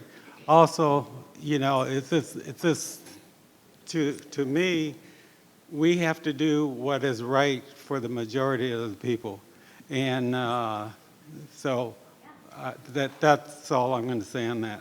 I have been out of pocket for a while. The last board meeting I missed, and I just want to tell you a couple things quickly on that. 2 times on the 4th of February and 1 time right before the board meeting on the 5th, everything in my head just went black for maybe 1 or 2 seconds. I spent 2.5 days in the hospital that week trying to figure out, was it my heart with the rapid heart rate, or was it my brain and so forth. At the end, nobody knew, and it hasn't occurred. I did go to see an eye doctor, and he said it's a common thing, make sure that we don't have a plaque in your eye and so forth, but I'm also seeing a urologist. I have not had a cold or something like that probably in 10 years until about 2 weeks ago. Then I had an incident with my sinuses. Every 10 minutes, 15 minutes, my nose would be running. I have to blow my nose and stuff for about a week. So that's why I have not been to a lot of events. I had to cancel and so forth. So I hope to get back on track and so forth. And I don't want to bore you with my problems, but I'm well, I think, but we'll see. Thank you. Ms. Wall. Thank you, Dr. Lateef. I want to start out by saying thank you to our board clerk, Laura Mills, and our deputy clerk, Anna Urate, who is not here, and Liliana Bick, because she had a baby recently, and Liliana Bickham and Daniel Brown, executive administrative assistants. This is board clerk appreciation week. And I appreciate your hard work, commitment, and overall support, and I know we really could not do any of this without you, so thank you. And we have gifts in the boardroom for you and your colleagues. I think you might only be the only one here, so you'll have to get them to them. But anyways, thank you so very much. I also want to congratulate the Battlefield High School girls swim and dive team on their VHSL Region 6B championship, and I believe the Colgan boys were the winners on the boys' side. Since we last met, I've attended a number of events, the District 9 High School Honors Choir at Gainesville, the ERG Sprints rowing competition hosted by Battlefield, the mock trial competition, in which 8 of our high schools participated, and that was a really fun event to see. Brought back some high school memories of my own. So great job to everybody who participated in that. And then this morning I met with the Bull Run Bull Run Middle School Student Advisory Council students from 6th and 7th grades, and they asked me some really great questions about the school board. And if sometime later I'll tell you what they asked me. It's hilarious, actually. And they were so much fun. And tomorrow I'm going to meet with the 8th graders. They were asking me all kinds of questions about the board. And I wanted to say tonight, we heard from citizens with lots of concerns about our stance on Title IX, and we heard Policy 738-5. Actually, I think it's a regulation. So there's just a lot of information out there, and some of it is just half accurate, partially accurate. There are a lot of data and stats, but I do want to say my biggest concern as far as 738-5 regulation is that parents are not required to be informed or notified of their students who are experiencing gender distress. I don't even know if that's the politically correct way to say that, but with their names, pronouns, accommodations, and I believe that is wrong. There is a good reason for keeping parents informed and in the loop, and keeping secrets from parents is just never a good idea. Children who are struggling with their gender deserve our compassion and attention and our help, but policies that cut parents out of the discussion are not pro-child. They deny children the support they need from those who know them and love them best. I know it is also settled law that is explicitly not sex discrimination to sex segregate spaces, such as bathrooms and other locations like that.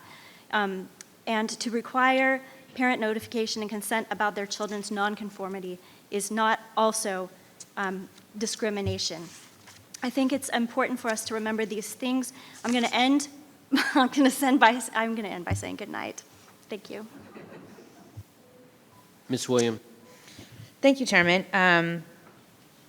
I came prepared tonight with a wonderful speech that I had pre-written about diversity, equity, and inclusion, because I don't want to say DEI because we need to name it every single time so people understand what it is. But I changed my mind based upon the climate here tonight, and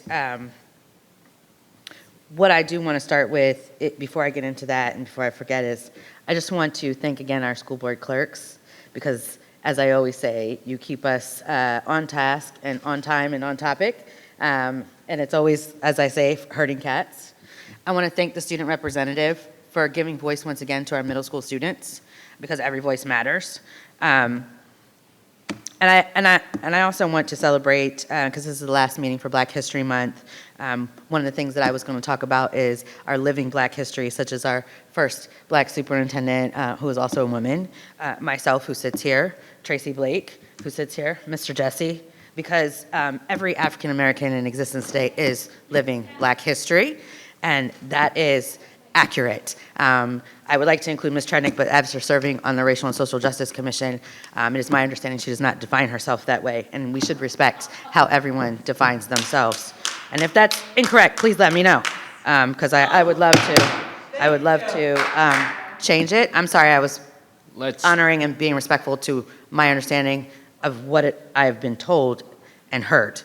So, having said that, what I will say is, as someone who grew up as an other, because that was on every government forum, watching my mother try to enroll me in Prince William County schools, because at that time the only option was to check Black or white, I refuse to ever be a part of an othering someone else.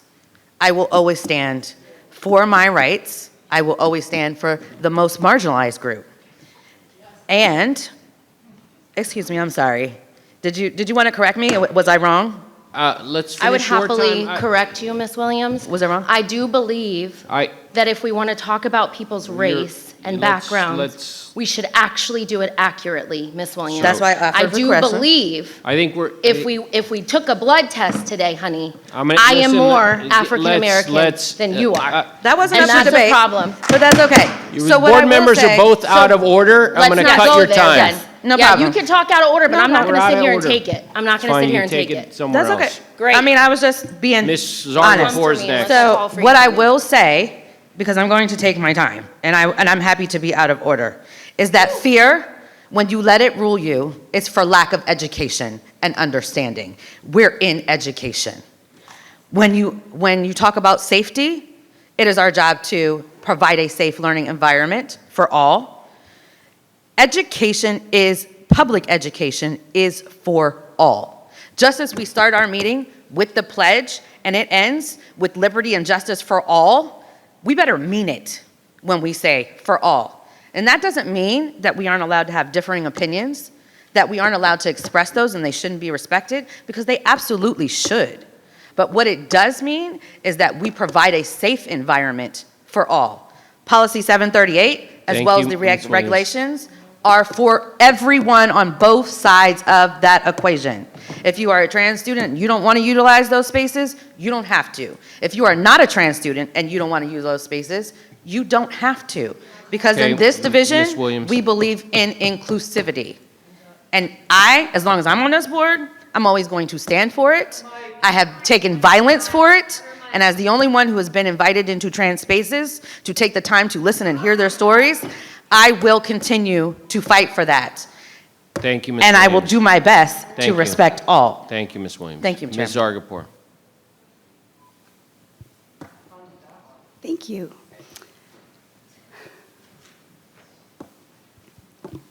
So I have a couple notes so I don't forget some things. Thank you to the clerks for keeping track of us. I appreciate it, for everything that you do. Chasing us down to make sure we answer your things. I got you. And the newsletter's coming. So sorry. I'm wearing an Osborne Park metal jacket shirt because they finally bestowed one to me. I love the metal jackets. They are an example of what is great about our kids in this county. It is a group of students who will go out of their way to make sure that they are inviting anyone that they can who is interested in robotics to come and join them. They offer trainings for, not trainings, events for elementary kids, middle school kids. They are always building things together and being really inclusive of everyone. They are only limited by the fact that they can't have hundreds of kids because of volunteers and things like that, but they do a lot of things together. They have learned how to do advocacy from Senator Danica Rome when they wanted to make sure that the Virginia legislature could provide a little bit of funding for robotics to other schools in the state. They went to Richmond and advocated, and Senator Rome was really great about explaining how to do that. They have taken that skill and they were advocating this year for other things that had nothing to do with robotics. So it's turned them into great civic citizens. They also, a while ago, pitched to VHSL, since we've been talking about them tonight. They don't just do sports, they also do robotics, they do debate, they do academic, forgot what it was called, but it's an academic competition. And so they wanted to make sure that robotics was included. What was it called? Scholastic Bowl, thank you. And they host so many events to make sure that people are learning more about robotics. Some of the girls in the group have made sure that they ask younger girls to come and learn about robotics because we know that women have not been represented in STEM for very long. And so they've created this thing called This Is a Girl thing. They've just done a wonderful job. So I appreciate the shirt, and I will, it's one of my favorite things now. I also got to go to the mock trial event, and Dr. McDade, if you've not seen these kids, they prepare for months to do this thing. They all do the same trial. They prepare to defend or all the different parts, and it was amazing, and everyone should go see it next year. Thank you. Mr. Blake. Thank you, Mr. Chairman. Good evening, everyone. Thank you all for staying to the end. And, it's been a busy couple of weeks across Prince William County schools, and I just want to take a moment to highlight some of the incredible things happening in our schools. And to kick things off, I attended our Hampton-Bevel girls basketball game, where both teams showed a lot of skill, determination, and great sportsmanship. After that, I had a chance to attend the Garfield pep rally. It was crazy level of energy there. And my favorite part was the air mattress races. So I don't know if you've ever seen it before, but trust me, it's fun. So it's as fun as it sounds. And then I also got to attend the Model Judicial Program mock trial competition at the Prince William County Courthouse. And with Ms. Wall and Ms. Dagopour. And Ms. Tredenick was there too, I believe. And watching our students step into the roles of attorneys, witnesses, and juries was just incredible. In the case, so I'll just fill in what it was a murder case, and it was a domestic violence, and a woman killed her husband in the bed, and our student rep she got the woman off, not guilty. And then there were first-degree murder, second-degree murder, manslaughter, every charge. And there was tough prosecution, tough defense. It was really great. And I just want to thank the Prince William County courts and the judges that came there, and also the program. So it's a really good program. I didn't even know we had law clubs. I wish I would have been in a law club. So it was really great. And I've also just did a number of school visits. I've been in Neabsco, Dale City, and Enterprise. And you know, it's always great to connect with the students, the staff, hear their perspectives, and see firsthand the great work that's happening in our classrooms. And then, like I said earlier, another standout event was the John Jenkins Elementary. They had the multi-school gifted night and for the Dale City corridor, so it was all Dale City schools. And it was really inspiring to see so many families and all the educators come out in the evening and spend their time after they've been at work all day and still out there supporting and challenging our learners, our early learners. So thank you for that. And then on the athletic side, I'd like to congratulate Garfield High School last night on a big win against Woodbridge in their district. So they'll be moving on to regionals to play Colonial Forge Friday in Stafford. So I'll be wishing them the best luck. And before I wrap up, also be on the lookout. I just filmed my board brief yesterday, so be on the lookout for that.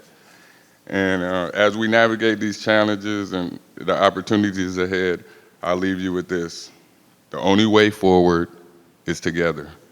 Thank you.